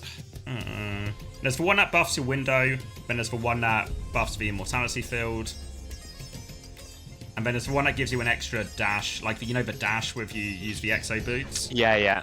And then there's the regenerative burst attacks. I don't know if there's a big swing there in terms of the perks, unless he like picked the wrong perk and just wanted to correct it by disconnecting. So I'm not sure how big the actual advantage would have been there.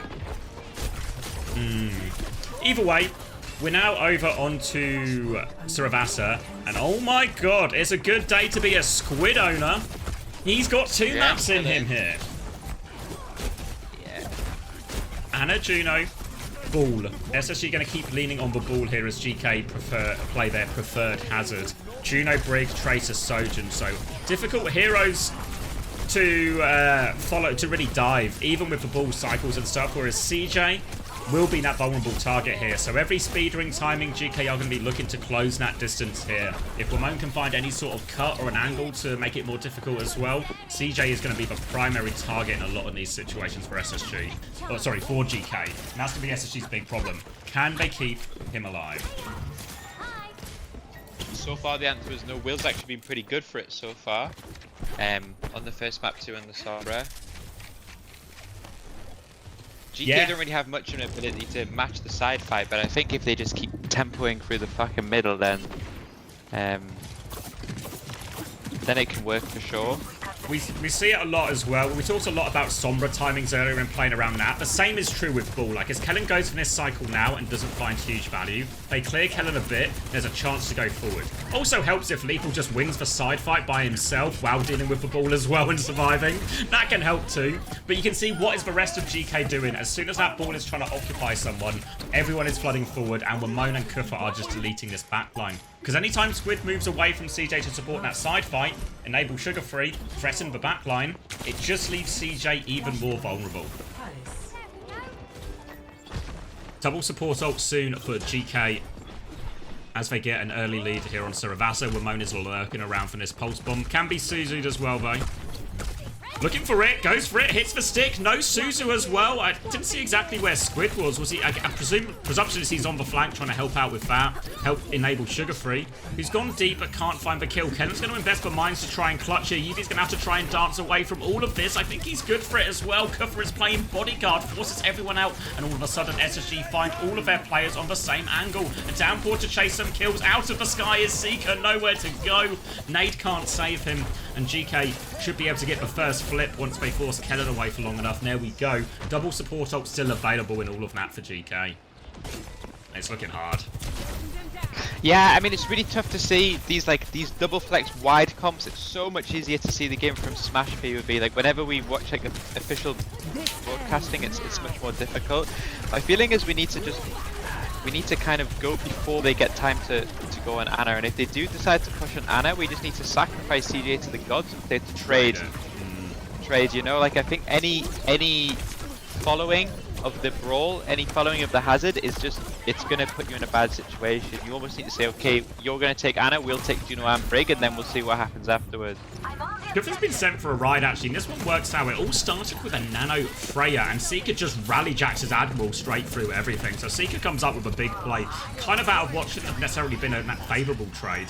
And SSG winning the double support ult fight here against GK, a huge swing for them in terms of the economy. UV's managed to get tempo now. Really need to go fast, I think. It's super important.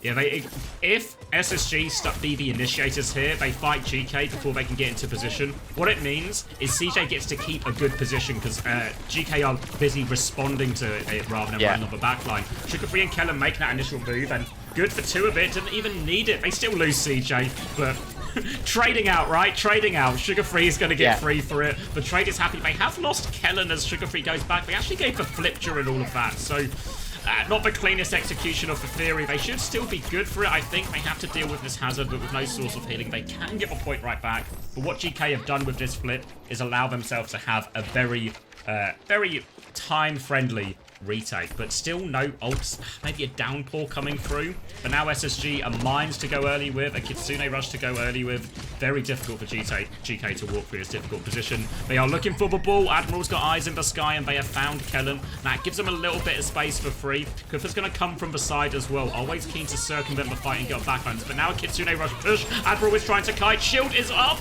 but Lethal's going to die anyway. Downpour to trade kills. Kuffer's traded 2 actually with this. Not out of it yet. Need to worry about a touch soon, but Kuffer is going for more. He's killed Squid as well. Half HP. No heals available for Kuffer though. He's going to have to run for the Mega. Allow Wimone to take care of a touch. Now Kellen and Sugarfree turn to that. I think we're just in a 2v2 situation as the spawns flood back. Kuffer's going to get himself back on point right now. Mines is available for Kellen. Just a bit of a tourist right now, Kellen, as he just looks around the fight happening below him. They give the flip for another engage. SSG have the ult for this retake. Mines onto point. Admiral bashes back. GK need more time for this rally to come up. Kuffer has gone deep and aggressive though, and Seeker's going to deal with that. Another nano onto the Freya, and Kuffer and Wimone, they have to run. They don't stand a chance. Overclock from Lethal though. They still want to turn this one. They kill the ball on point. Need to care his Mines, but Lethal is swinging. He's nailed the shot. 1 HP on the Tracer as well. Sugarfree tries to recall. Slide in from Lethal. Disruptor shot to finish it. Lethal gets it done. And even with that big swing partway through where GK lost a fight using both support ults, they still can't convert it. I'm shocked he didn't use the mines in the 2v2. Like, what's he holding it for? Like, surely it's so high value in that situation. Like, yeah, they have to touch into it. I'm shocked he gave the flip and went back. I think even on the fight before that, I think it's just a little bit too slow. Like, CJ was like almost the first one dead, like losing all of his HP. We really need to try to go earlier. We got another opportunity now. At least we have map control. We can set up the same thing again. Squid will follow. We'll follow Sugarfree over there, and they'll probably try to dive the backline outside, but you have to, otherwise the raid is just going to be a guaranteed fight loss. You won't try to trade here, but it's at a bit of a disadvantage. He has pack support, but not a lot more, so hard to push for position. And now you can see after that recall was forced, Sugarfree wants to take some space, but Wimone still trades for recall, keep Sugarfree at arm's length. And maybe now the Ray is on point. Kennan's in so much trouble. Nade, yeah. Nade comes through. But no space, right? They get to use the Ray on point. But Sugarfree, wait, what if he just did it all his own? Admiral's half HP underneath that. No shield left, and if Sugarfree just does it all himself, this is part of the course of having Sugarfree on your team. Free for him, recall forced out of Wimone as well. Sugarfree on this guy's case as well. Wimone has got nothing to do but run and play for a stall. He has got a bit of a wall defense from Kuffer, and he's trying to preserve his life as well.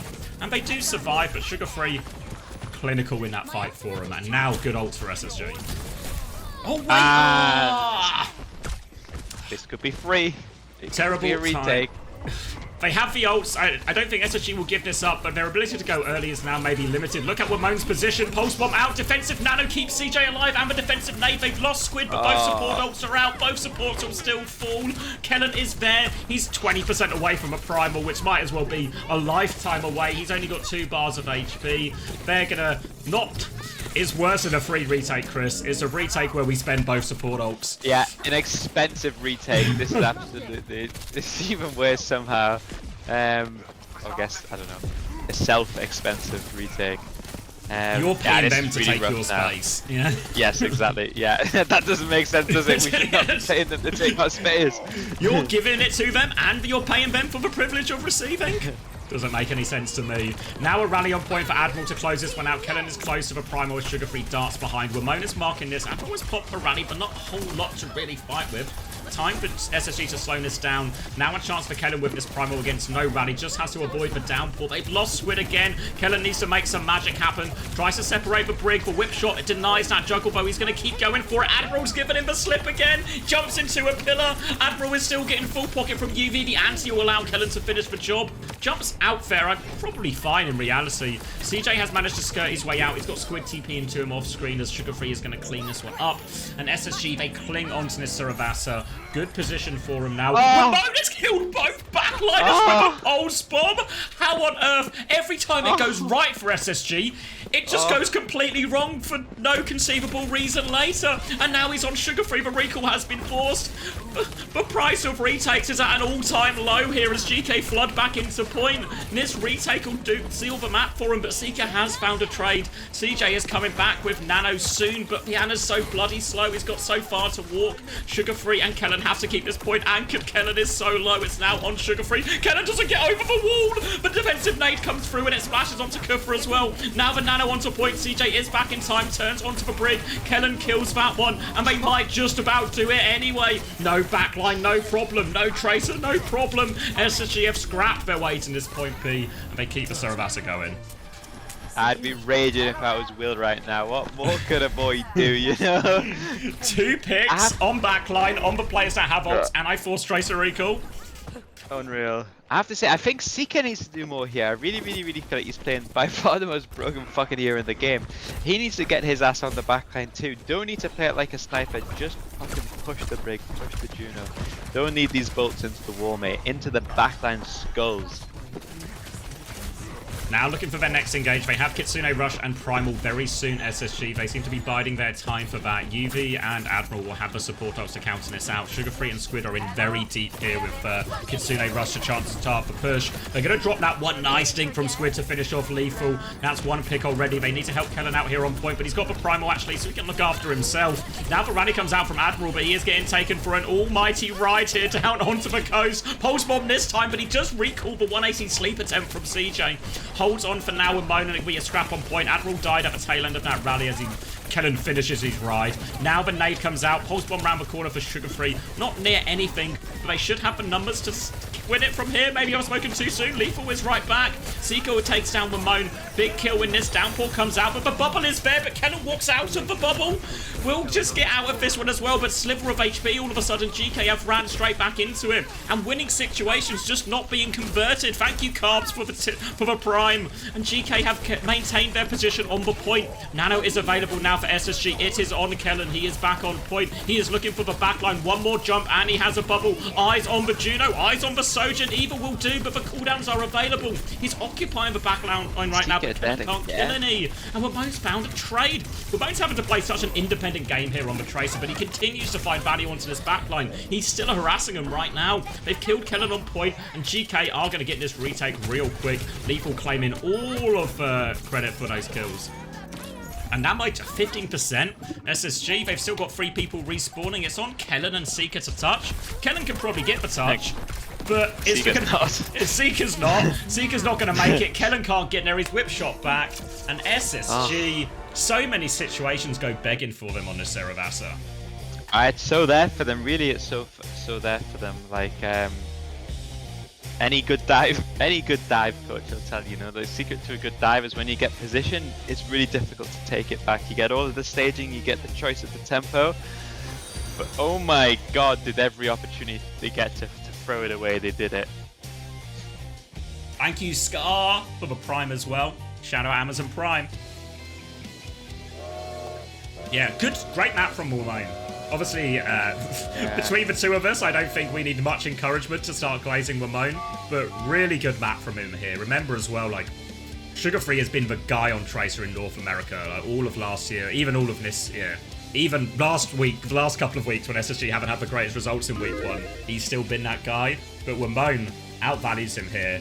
Really great play. And again, difficult role playing Tracer the style Ramon is playing right now, where he's got this sort of like, he's 4-man core playing quite, I guess, a traditional, looking to tempo through main and punish Viana. But Ramon's having to play a very independent role, often in a 1v2 situation, but huge uptime, huge value throughout. Yeah, I mean, that's the skill for him, I think, is he needs to avoid the mark. Like, I think if Tracer, Kiri, the 2v1 can force you recall and poke you out early, if you can evade the mark and get on Ana, then I think it's a relatively simple 1v1. Like, most people would get it right. But yeah, no, I think he's done really well. I want to see Seeker's kills here. What we got? 11 deaths, so by far the most in the server. Outrageous. Sugar Free's KD is 30-3 in that 3-1 loss. Right. Which is why he is the perfect fantasy player, because even when the team lose, he scores an 8.5. I have to get Sugar Free next week. Ramon, 5 points. Unfortunately. Yeah. I mean, 5's still pretty good. Like, that's a really solid KD, but yeah, Sugar Free. I think Kev had, that's the numbers Kev does, where he's always losing, but he's always doing pretty well. Yeah, Squid breaks even as well, so not too bad. A couple of minuses across the board, but I mean, these maps, even if they both gone GK's way, very tight. And so there's not a lot of points to show for it, really. Total scores, it's Sugar-Free and Ramon with the top scores. Kellen actually got an 8 and Kufra on 6.5. So SSG continue their trend of scoring quite well while losing, which is good for fantasy, but maybe not a good job if you happen to be the head coach of SSG.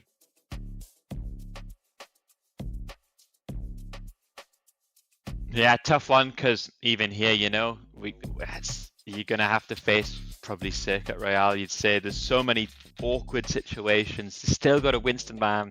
Like, GK have still got all of their good bans, and they're still winning. So, yeah, I don't know. Really hard to see a way back, I have to say. Some people asked about Bliss. Is Bliss gone? Bliss is not gone. This is entirely tactical. We're in no Falcons-esque situation about enforced breaks or anything like this. Purely leaning into the double flex because they think there's more value in the comp in terms of how it complements their other heroes' current meta. So we're in the tactical choice right now. Obviously, you know, be your own judge about how it's going, but it's nothing. Bliss is fine. You got to bear in mind as well, there's always this level of cope for the early part of each stage for SSG. Bliss and Kellen both on ping at the moment as well. So that probably, in Bliss's case, that probably influenced the decision a bit as well. Yeah. SSG have banned Mercy, a support protect here. GK have banned Orisa, actually. So is this GK trying to bait SSG into playing Winston potentially and trying to force a hazard mirror? Yeah, I mean, it's smart, right? I guess the only other thing that they would play is the Orisa, and they think, well, we're so comfortable playing Hazard versus Winston that, fuck it, we'll play the exact same matchup. I guess slightly surprised to see Mercy ban as opposed to at least taking out like one of the supports, which like Bap or Lifeweaver, you mean? Yeah, well, genuinely yes, or even just Juno, right? Like if we're gonna play some sort of double flex Ana style, then we probably aren't gonna play Juno, I guess. Like protect support obviously is always is most important as a dive team, I think, but there's probably one or two more valuable ones out there. I can't imagine CJ had any intention to play Bap or Weaver, or maybe even Juno, you know? Maybe they just thought it was like, it wasn't going to come back up, essentially. Yeah. Thank you, Trash Panda, for the 100 bits. You actually can't have the VODs right now because it lags for stream, unfortunately, so we're gonna have to finish it at the end. But thank you for the money. This is actually a version of an expensive retake where Panda has sent me 100 bits to ask if she can do her job. And unfortunately, the answer is no. No. Kellen Diva, which I think is something that we rarely see. I mean, it's objectively the right meta decision. Yeah. Like, I think this comp they have is a very much a winning matchup. It's just a lack of comfort potentially, but we'll see if he's good for it. Seeker with the Beyond the Grave kill here from the take aim bolt onto Ramon. So a 1-for-1 trade does favour the attackers. Lamp is going to be forced as well as his backline has been corralled out here. They're trying to chase down Squid. They can deal with that threat, and Lethal can... Well, he can't get back to the high ground because he goes the open side. Gets finished off. Kufra is in trying to clean everything up, but during all of this chaos, this is where the Diva can really thrive on his backline. You see off-screen Kellen has killed 2. Should be 3 pretty soon. No. We'll turn around and kill the Hazard though. That'll be the job done. Nope. Okay, Pedal. Okay, now he's killed for Hazard. He's got there in the end. The job has been done, and the Diva is a good matchup. You see Admiral UV immediately swapping this time around. Yeah, and I imagine Kellen will also go back to spawn, and then presumably he's going to go Winston? Yeah, I can't see it being anything else. So, yeah, there we go. But look at Kuffer. He has read him like a book. He was in spawn still and has swapped to Ram as soon as he saw that Winston as well. So a chance now. The slow timings are the scary one for the Winston. Yeah. Get slowed on your back jump, and it is a death sentence for the Winston player. I will say that Callum probably isn't terrified of this. I think there's a lot of ways that you want to be playing away from the Ram anyway, especially in this double flex comp. So I think, yeah, SSG are in a decent position here, especially get this EMP snowball support up to the finish. Could get a good time bank here. Ooh, runs into the Sombra here, but Wamon is going to run into a lot of trouble because Squid was supporting that flank. Now Kellen's going to go in with this Nano onto the backline. Meanwhile, the hack on the Ram. Kellen doesn't look like he's getting any kills here, but the Ram has been isolated and naded. And that allows Seeker and CJ to finish the job here. And there's really not too many ways for the Ram to play around nade, which means every time there's some kind of form or something, Kufa can get naded. And then instead of spending his form timing punch in the backline, he's going to have to be doing a lot more blocking, especially against that Freya damage. So there is an opportunity here for GK to actually still, even though Ram is quite a durable hero, still overwhelm this Ram with this particular backline. Yeah, I wouldn't hate a hazard swap if the time comes for it. I think it just gives you a few extra options, like punish the solo Ana a little bit more, punish the side fight a little bit more. Ram obviously not bad, but yeah, could run into a few problems. Sugarfree's in position, EMP over the top, EMP on the side as well, both looking for the one-shots, but it's UV who dies. Oh, Lethal gets behind the shield! Kellen's going to finish the job though onto Lethal, and now he's going to push for the Brig. So the EMP does work out in the end as Kellen sucked. They will get this Brig, I'm sure. Wait, no, Admiral wants to fight! Don't... It was a mistake. Admiral wanted the heat, but there were two players there in a Bubble and a Winston. Admiral, though, the biggest balls in Estonia as well as he takes that 1v2. But SSG, they can keep the payload moving here, and this puts GK into a really awkward position. Lethal is back on point. It's really messy. The Ram doesn't quite have Annihilation yet. Kufa needs to be careful. Needs 3 more % as he's isolated here. 1 more % will get it and will pop it. And now CJ's in big trouble. Wamona's killed up too, but Kufa's traded. Seeker's trying to shoot his way out of this one. He's going to chase down Wamona. He gets the kill. It's an absolute dogfight. Kellen's Primal has been repelled, meanwhile, on the point. But GK are low on resources. Lethal might even have to pop this overclock. He's going to do it. He hits the first bullet onto Seeker out of the sky. Nade onto Lethal as he tries to give Kellen the slip. Kellen's going to zap him down. Now the Raid to keep pushing. They need kills right now. Nano comes in. Admiral is in for more heat. They've killed CJ, but Kellen's able to trade it right back. Back on the Winston now as well as GK, and it's been an absolute brawl at the end of this second point. The trades keeping both teams in it. No one's really gained a meter in a hot second. Sugarfree's going to get hacked on point, but TP's out of that. Wamone's going to now try and cloak up. Kellen is on the hunt though. Looking for Wamone, can't find the Sombra. Sombra has gotten out. Wamone there with a sliver of HP. Both teams now will reset up. Juno, Lucio versus Anakiri. So these both sound like backlines to me that might die to a Winston dive in all of this. Wamone's going to cloak up and go left. EMP closer, but not quite there yet. He just wants the kill. Virus connects onto CJ, who rotates forward. Squid has just won the draw with Lethal, I guess, as he walks through main. Now the defensive nade. Squid is back to help CJ out of that one. And Kellen's just unoccupied, moving the point forward. Cuffer will come back now, but they've cleaned up the players behind. This should be SSG just to force the point over. Wamone dying was the only ult GK had as well. Bola over the top, clears them away from point. The cap goes through. They finish off the kills. And SSG wasn't the prettiest. There was a lot of trading going on before the end of this, but they do get second point, 3 minutes in the bank. Yeah, I'll start with Sugarfree's. Again, I think for finish on the EMP, I think he could have easily just, if he'd hit the shots, killed 2 instantly, and then it's a lot simpler, but it's still a tidy time bank, and he's charged another one, so we can see what comes next. Cloak up from Wamone as he wants to try and go, thinking about left side. He wants to EMP the tank, I think, but he's going to hesitate. Sugarfree, no hesitation, but Lethal with the execution. The trade still ends up better for SSG. So despite that, really not working out. Lethal saves the day. None of them are working out. I'm starting to spin a narrative here, unfortunately. SSG want to hold forward. Calendar's top left with a primal available, but EMP and B coming back from GK. Kufra is not a mile away from this. Now the EMP straight on, and Sugarfree, his EMPs don't work out. Wamone's EMPs don't work out for him either. Just not a good day in terms of that. SSG now won't invest any more of their ults as they want to take the 5v5.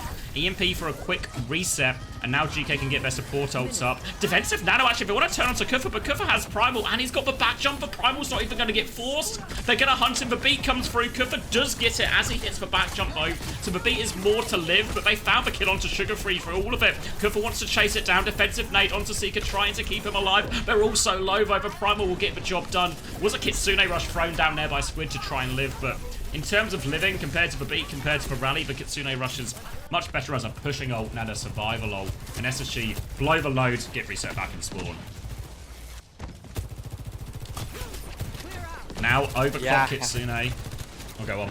Yeah, sorry. Just, yeah, I mean, comp looks okay, but yeah, ult economy is really, really, really difficult. Looks really difficult. Just need to fucking, gonna need some sort of clutch here to cap this map, I think, unfortunately. Overclock from Lethal, and he has Squid in his sight, shield up, but it doesn't matter. Ramona's there too. Lethal will get the cleanup. This is going to be a pretty efficient fight. SSG have a chance for one more crack at it, but no meaningful ults now. Just for Bowler, as CJ was trying to hide. Kellen is there as well. If they can get some trades out of this, it's not the end of the world. Kellen's battling away for it, but he can't get it done. And now GK can hold close. Kitsune Rush available. The Bowler was actually invested in all of that as well. Didn't see any kills. Seeker onto the Soja now. They need this nano. They don't have a lot of time to work with. They have to get the touch. The cart is still quite far away here, so they have to find a way to get past GK's positioning, and they're going to make that so difficult for Sugarfree, who is now on the Tracer. Early swing catches Seeker with this body shot. Kufra is still holding onto the high ground. They need to be so cautious walking up, but now they have the nano. They have to go. They need the touch. Jump onto Kufra to clear him. They're going to try and swing it out. Kufra tries to maintain his position. Bubble has been dropped. They need to get the touch into all of this. There is Sugarfree getting the touch now, presumably on point. The nano comes out. Kellen has a jump now. He needs to find something. He jumps onto point. Lethal is there. Not really meaningful damage though. A 1-for-1 trade, but they kill Kufra in the back. Ramon nearly has the EMP. He is cloaked up. Lethal has killed Kellen as well before this primal. Ramon could have the finisher here. There's not even anyone to finish. It's just over. Doesn't even need the EMP in the end. And they get the hold on second. Ults to spare for GK in the end. And it's something to work with, but yeah. Yeah, it's so similar to Surabasa, where so much of it is in SS3's hands, but there is just like this inability to hold the spaghetti upright, I think. So many ult timings, like we really should have snowballed second quicker. I think on third too, once we start to use that, again, the same thing that we saw in Surabasa, we used the nano and the Kiri ult to try to clutch a fight, and we end up just getting ran away from. It's so difficult to win, you know. Especially when we're on King's Row at the end of the day. If we are playing dive, it's primarily to get consistent value out of our ults. Looks like I missed a gifted sub during all of that, from an anonymous gifter to Kiddie Fiddler. Well, anyway. Moving on.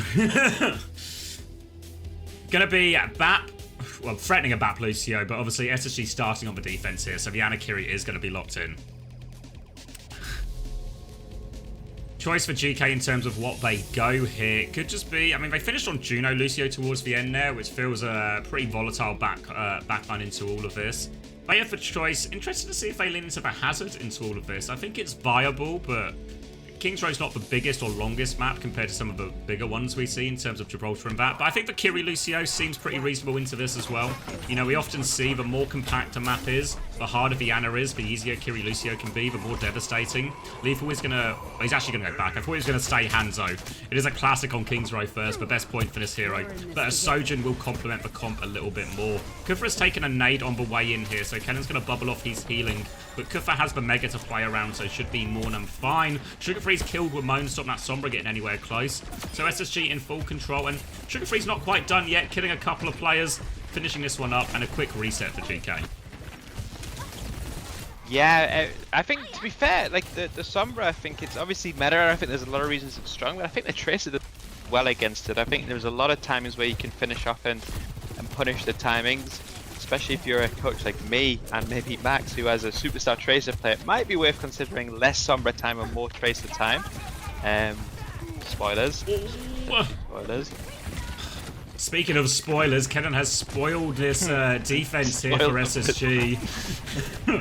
And now... He has spoiled it a bit. Yeah, Ramon's walking forward, but everything is all very easy for GK as they walk in now. Thank you for the boosts. Why is the pred bot just keeps boosting Kellen? Somebody stop it! It's out of control! The AI is taking over! This is the moment! This is the moment! It can't be stopped! It won't stop boosting Kellen! I knew the Skynet situation would be Kellen's fault someday. I don't know how to explain it, but I just had a feeling. GK will capture the first point. Primal charge is about even, but it's going to be a Kitsune Rush versus Nano situation. Eyes on CJ and where this Nano goes. Expecting it just to go onto the Winston, but Kellen's had a bit of a hard time in some of these, and Admiral has opening picked Seeker, which doesn't seem like the expected result. He can do it on Weaver, he can do it on Lucio, Main support is an opening pick hero. That's what you guys are all doing wrong. Where are the opening frags to get us in? Wamone is behind now, and Sugarfree is trying to hunt that one down, but all he can do is force out Wamone. Regroup with the team. Still a player down waiting for Seeker. Wamone could actually spawn camp. Not the easiest one onto the Sojourn, but there's an option there for Wamone if he fancies it. Meanwhile, there's going to be a Kitsune Rush Nano trade in main. Kellen's going to go deeper. Good sync up there to finish off Admiral. Now he can turn onto the Sojourn, onto the Kiri. Keeps going. Pops for Primal here to get him off. Low HP. EMP. That's a Pulse Bomb. I'm confused by the virus again. Pulse Bomb comes out. Seeker's going to hit the shot. Finishes Wamone in the backline there, and Kellen is all over this. Lethal was fighting for his life in that one there. And meanwhile, Kufa's Primal hasn't really led to anything useful. Stabilization for SSG. Yeah, good stabilization. Still doesn't feel great given the way that they lost first point, and then obviously we do have a really tricky fight here. Just a solo EMP onto a Winston or a backliner, and then next thing you know we have to touch into beat Sojourn. It can be tough. Kitsune rush to start from Squid, beat back from Admiral, catches everyone except for Kufra, and Lethal was going to take this one straight into Vienna. CJ is in big trouble, and there's an overclock to hunt him down as well. Seeker not so fortunate on the other side as well. Trades are important for SSG when it comes to the retake, and they're good for one actually. Squid is doubling down, but he can't find... I think he was reloading maybe. So Squid, no hope for the trade. Kellen's going to try and preserve his life. CJ going Lucio. Was this to get out of spawn faster, or is the kid going to stick it here? Improvising a Lucio Kiri mirror here.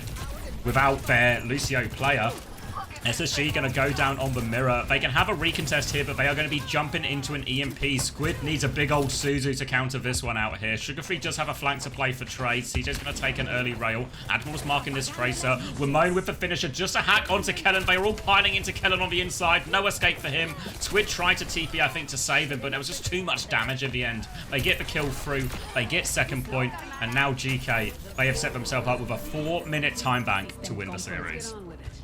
Yeah, Will had a really, really good series so far. Every EMP has always been incredibly simple. Hasn't gone for big ones, just takes one target and makes it a 5v4 instantly. But you obviously compare that to Sugarfree, who it's been more challenging. So, yep, simple conversion and a massive time bank now. Kitsune Rush is the next ult for GK. Kellen has the Primal, Seeker has the Overclock. Ults that can really minimize the Kitsune Rush pushes. Again, as we get onto the second part of this, it will be Defender's advantage. The cart didn't really get that far. It's not going to be a full cap by any means that GK need. So not a lot of space to work with. You see it there beneath Seeker. And as the Kitsune Rush push coming through, Seeker is awfully low with the Overclock. Doesn't pop it yet. They've traded Lethal as well. They're going to lose Seeker and CJ. Pulse Bomb out as well. They're doubling in for this, but Sugarfree has found 2 trades. And if there is a point, a situation where it helps to just have an insane tracer player who can find these solo kills in all these situations, it's this situation on King's Row defense, and Sugarfree saves them actually using any of the ults in that situation.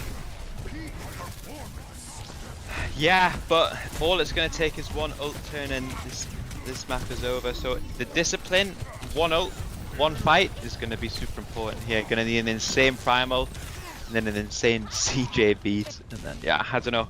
We can do it, but it's tough. Need to outplay the EMP first and foremost. Yeah, that's going to be the big one here. CJ obviously not a Lucio player by trade. Kufa coming in with this Primal hack, comes through onto CJ. He doesn't quite have the beat yet. He has it now. He's going round. He will get the beat off. Catches everyone but Sugarfree. That'll do, CJ. That'll do. Seeker is sliding forward with his Overclock. And EMP onto Kellen. Stops for Primal going off though. Kitsune Rush from Squid. They need kills. They've got no kills. Sugarfree's found one. They need more out of their star player right now, SSG, because CJ, he's getting focused down in the back. Sugarfree has been dealt with. Kellen coming back. I don't think he can even touch, and the EMP from Wamone seals the deal again, denies that Primal going off. Talks about outplaying it. CJ did well to get the beat off under intense pressure there, but the EMP seals it. 3-0 for GK. Yeah, I think that's it, to be fair. I think when we watched the Peps game, I think we said the same thing about Who Are You, right? Every EMP was just a one fight, and I think that's honestly all you need to play Sombra on some of these maps to win. Obviously, it helps to get the solo kills and the right hack timings, but if you farm the EMPs and find consistent value of the EMPs, and all your team has to do is win the other half of the fights, and you're good to go. Yeah.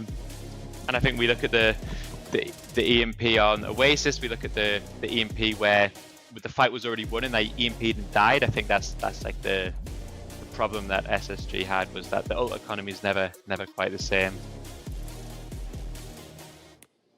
I'll show numbers for the number lovers here. Final map. 7 points for Kellen, despite being on the wrong side of victory screen. 4 points across the board for the front line of GK, and then 2.5 for Admiral, 3 for UV. Sugar Free manages to get a single point out of that one as well. Yeah.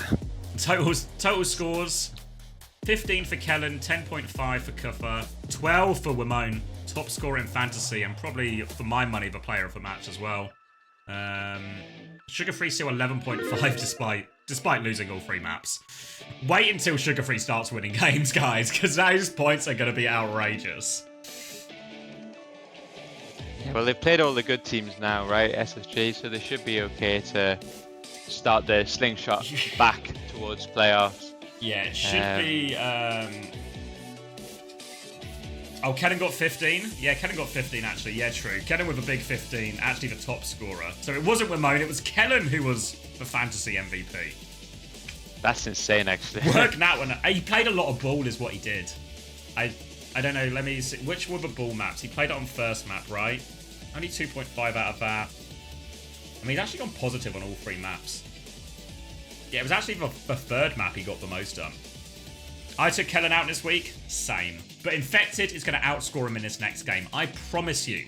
You've got that guarantee. But yeah, so the good news for SSG, you're right, Chris. They've had such an incredibly front-loaded schedule. Now it should just be sort of slam dunk after slam dunk after slam dunk. The problem is they've played the biggest 3 teams, the biggest other 3 teams in their region. They've lost every single one of those games. Yeah, I think what will be more worrying is this match that we just saw. There was no point last season that SSG was 3-0 dominated, you know? Like, we can kind of cope that it was winnable, which it was, but it wasn't necessarily close, right? Like, each map was well, I guess apart from map 1 was pretty one-sided. Whereas I swear, from what I saw, every time SSG were winning or losing to Nightmare and Liquid, it was always these unbelievable 3-2 dogfights, like back and forth. Once the Koreans get an NA, for sure, it's gonna help. And you only need top 3, so I still think Hunter's good for it. I wouldn't be worrying too much, but I have to say that the gap between GK, considering they once again, maybe the same thing we spoke about with Gen.G and Man United, right? Like, they lose their best player, but the system. Whatever it is, the environment, the glue, the team is bigger than any of the parts. So first things first, of course, congratulations. Thank you so much for taking the time to join us. You are the newest member of the squad, slotting right in, and it's looking clean. Sweaty game. How has it been like for you to come into a pre-existing kind of roster, even though you obviously are playing under a new org now? A bit of good, a little bit hard. It's obviously coming into a new team, especially after they've done so good. I think there is a bit of pressure.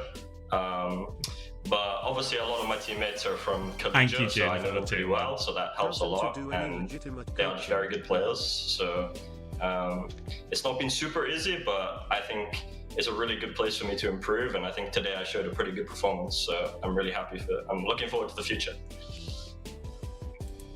Yeah, honestly, you're the Welsh legend. I mean, I'm happy to be casting you again. It's been a decent career span for you. It's been really interesting. You obviously have made a ton of appearances on Team UK as well for World Cup, which is really cool. But what is the biggest struggle for you? I'd say stepping into this team. Could you elaborate on that? What has been the biggest hurdle you've had to overcome? I suppose I think the way they think about the game is different. I think especially ever since they got Gultek, who's a really smart coach. That's not prison, that's accommodation at uni. Is different, and adjusting to that while also playing my game, not overthinking. That's been a little bit hard, but I think I'm nailing it down. Slowly. So.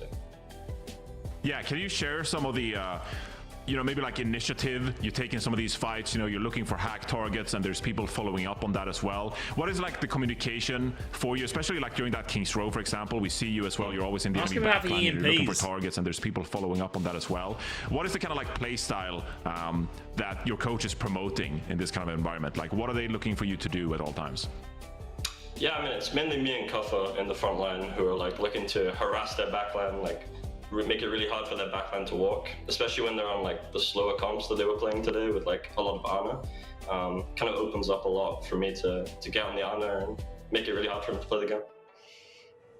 Yeah, I mean, you popped off today. Your Tracer looked phenomenal, and that's one of the many reasons why you earned yourself the Player of the Match honors as well. So congratulations on that. We can't wait to see more of you and this squad. Finally something for Wamone to put on his bare walls. Thank you so much for joining us, and have a good rest of your day.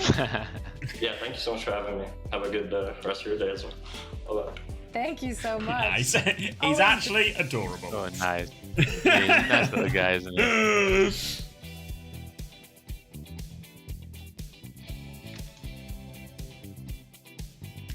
All right, that is going to conclude my journey in Overwatch for today.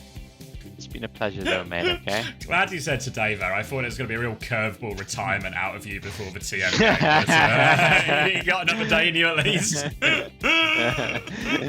Well, maybe tomorrow's the last. You know, there's only so long we can... only so long I can keep going. No, appreciate it, mate. Nice to have for company. So part of the restructuring and the rebuild seems to go well. Seems to be going well. It's been an insane.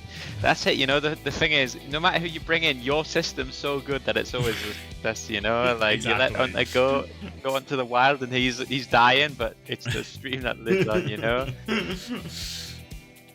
What can I say? How's it going against CM in scrims, Chris? Very, very, very poorly. Okay, extremely poorly. Outrageously bad. Okay. Please understand that.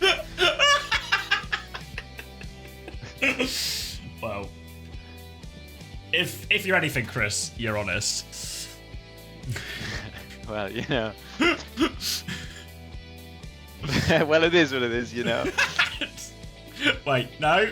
You know, you might say that, Chris, but honestly, what do you know, mate? What do I know? Maybe our scrims are good. I don't know. What do I know? Listen, buy your TU stocks, okay? But just also buy TM stocks. That's all you do. You just gotta... What people don't realize is tomorrow is a top of the table clash. Two titans of the business, okay? And it's a Frio to TU. Alright, okay. Good night, mate. Good night, mate. Have a good one. Good luck tomorrow. Cheers. Oh, alright. Okay. One more series left of the day. A surprisingly, I think Geekay were favoured for that map, but I'd say disappointing in terms of, I guess, the fight back from SSG. Now we're going to move on to Team Liquid versus Nightmare. Two teams that seem to be very much trending up for stage 2. I'm going to go grab myself a drink, lock in for this last series. I'll cut the VOD as well before I